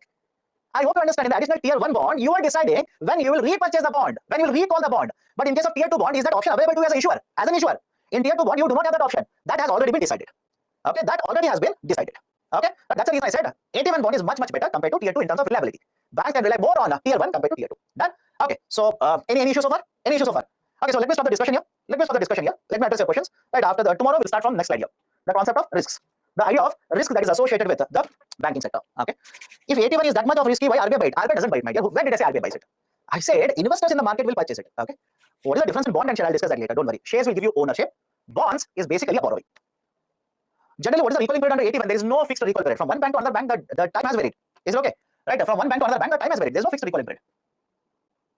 How tier 2 is difficult to calculate. For example, let's say you have an asset. Okay. Imagine you have an asset. That is, let's say, a house. Right. Can a bank also own land? Can the bank own a building? Of course, yes. That is also counted as a part of the capital. You tell me, what is the value of that, let's say, building? Will you be able to find out? Think of it. What is the value of the building today? Will you be able to find out? Right? Absolutely no. That's the reason we generally say tier 2 capital very, very difficult, tricky to calculate. Tier 1 capital is much more easier. Okay. Examples of tier 1 and tier 2 bonds. The name itself is called as additional tier 1 bond. That is an example, by the way. Name of the bond itself is additional tier 1 bond. What about tier 2? The name of the bond itself is tier 2 bond. Dena Bank has issued these bonds. Yes Bank, State Bank of India, many of these banks have issued these bonds. Difference between AT1 bond and Tier 1 capital, let me enter into the technicalities here, but is it needed for exams? Absolutely no. The Tier 1 capital is generally divided. Tier 1 capital is generally divided into two parts, that is, the additional capital and equity, common equity. Again, should you understand all of this for exams? Absolutely no. Because two of the students have asked, right, and if I don't answer, you will basically say, sir, you don't know. So, additional, the tier, right, additional tier capital and common equity, right, the CET1, they simply call this as a common equity, right? So, this is the division. So, when the bonds are issued, these are called as additional Tier 1 capital, okay? Is unsecured loan is not insured and the borrower deceased, then what will happen of the loan? Right, generally there is a guarantor, right? I hope you understand there's a concept of guarantor also. Banks also do the insurance for certain products, etc. So there are a lot of methods through which they will recollect it. If Silicon Valley Bank is dissolved and it is under the regulation of RBI, then it will automatically come under DICGC. Then the insurance on deposits is insured to the Indian depositors or by FIDC facility in USA. Because the Silicon Valley Bank, SVB, Silicon Valley Bank is in USA, comes under the regulation of the Federal Reserve. So whatever the deposits that you might have, I might have, or USA investors will have in the Silicon Valley Bank, it is FIDC. It will come under FIDC. Okay. How no cost EMI profits the lender, right? If you have seen there are certain institutions now, not banks, institutions which will offer you 0% loans. Right? Please understand they basically bet on two things. One, you will take a loan, default somewhere, they will charge a heavy penalty on you. And second, they would have a tie-up with a consumer or a seller of a product in the market, where certain revenues will be given to them. For example, imagine, right, I'm a Bajaj Finance. I'm a Bajaj Finance company. I will have a tie-up with this particular bottle company, and I will offer 0% rate of interest if you take a loan to purchase this bottle. Why? Why specifically I'm giving a loan on this bottle at 0%? Because I want you to purchase it. Right, so take a loan, default, then see how much rate of interest they will impose. That's a very, very huge rate of interest. And second, right, basically the idea of a tie-up with the sellers. Okay. Why you told Tier 2 is very difficult? I said generally the type of assets which are kept in Tier 2, the price on that day in the market, it is very, very difficult to find out. Right? That's a precise reason I said whatever is the value of Tier 2 capital, very difficult to find it out. Equity term is used in many contexts. Can you name a few instances? Equity generally here, right? Let's say in the stock market or in the banking will refer to ownership. Right? It will refer to ownership. Core capital and supplementary capital difference. Core capital, basically, it is very easy to find out what is the value of it, and banks can use it easily to absorb the losses. The banks can rely more on the core capital compared to supplementary capital. Okay. What term have you used? Supplementary or subordinate? Supplementary. Okay. Okay. Any other difficulty? Any other issue? Any other issue? Let me know. Otherwise, I'll stop the discussion now. Why would individuals invest in such bonds if they are so risky? My dear, you tell me. Is the share market risky? Let me know. Is the share market risky? Yes. Your answer should be yes. Right. But even then, many people invest. Why? Returns. Rate of interest. That's a very simple idea there. Rate of interest. So you expect high rate of interest on it. That's it. Okay. 100 rupee will use 8 times and use. Did we not discuss the concept of a fractional reserve system? Did we not discuss fractional reserve system last week? Right. Please revise it. On Thursday we discussed right a fractional reserve system, and Friday also we discussed a fractional reserve system. Right. So in fractional reserve system, money will be circulated in the economy. Loans are issued. That is basically why the total money supply will keep on increasing with RBI supplying more money. Okay. Okay. Done. Even Tier 2 bond can be written off, then how does it differ in terms of security in relation to AT1 bond from investor point of view? From the investor point of view, at least you are guaranteed. And again, please understand, I said the banks can write it off, but do not assume that they will always write it off. I hope you understand this. Do not always assume that they'll simply write it off. No. Here and there incidences have happened. Right? Incidences have happened. You can't help it. But in terms of, let's say, AT1 and Tier 2 bonds, how they are basically different. In AT1 bonds, you do not know as an investor when will the bank give your principal amount back. I hope you understand that. As an investor, there is no guarantee whether the bank will return your 100 rupee back after 5 years, after 10 years, after 15 years. There is absolutely no guarantee. But in case of Tier 2 bonds, the maturity period is given to you. Before the bank collects 100 rupee and give you Tier 2 bond, the bank says 5 years. So don't you think compared to Tier 1 bonds, as an investor, there is more certainty in Tier 2 bonds. Okay. Anything else? Can we stop the discussion then? Okay. Done. So let's take a pause now. Let's stop the discussion here. We'll continue the discussion tomorrow. We'll start from this side. That is basically the idea of the risks that are associated with the banking sector. But before I wind up the class, please read newspapers. Many of you are not reading newspapers. I'm not worried about other subjects. I'm worried only about Indian economy. I hope you understand. My only concern is Indian economy. Right? You should read newspapers, at least one newspaper. And the key term here is at least. At least one newspaper you read every day. For example, today's newspaper. Sir, what is the Hindu? Right, in Hindu newspaper, there's an article, very nice article on stagflation. Suddenly now the discussion about stagflation will start. Right, I can tell you, right, for example, in today's Mint newspaper, there is this article which says, suddenly now the discussion about stagflation will start. Right, I can tell you, right, for example, in today's Mint newspaper, there is this article which says UBS has offered to purchase Credit Suisse. Relevant. Right, idea of a bank is relevant. Right, so again, argument is simple. Many newspapers are there, but at least read one newspaper every day. At least economics. Forget about other subjects. That is left to you. I'm worried only about my subject. Read at least economics. You should read newspapers. That's the best source for you. Done? Right, for example, how many have read? Right, last point, I'll stop after this. Okay. Last week there was a discussion regarding PM Mitra. How many have read it? PM Mitra scheme. Very, very important. Very, very important. But suddenly the questions can be asked on the context of PM Mitra. Right? What is the utility of it? What is the importance of it? Etc. Etc. Right. So argument is you should read it. You should read it. It will be covered in webinar. It will be covered in one of the other videos. But again, at least right, make some effort. No. Right, make some effort. Read it. Right, you'll get a lot of very good concepts from all of these articles. And okay, let me not extend the discussion now. Let's take a pause now. Tomorrow we'll continue from this slide. That is the risk that is associated related to banking sector. Okay, so that's it from my side. Take care. Meet you again tomorrow sharp at 6 a.m. Right, take care. Good day.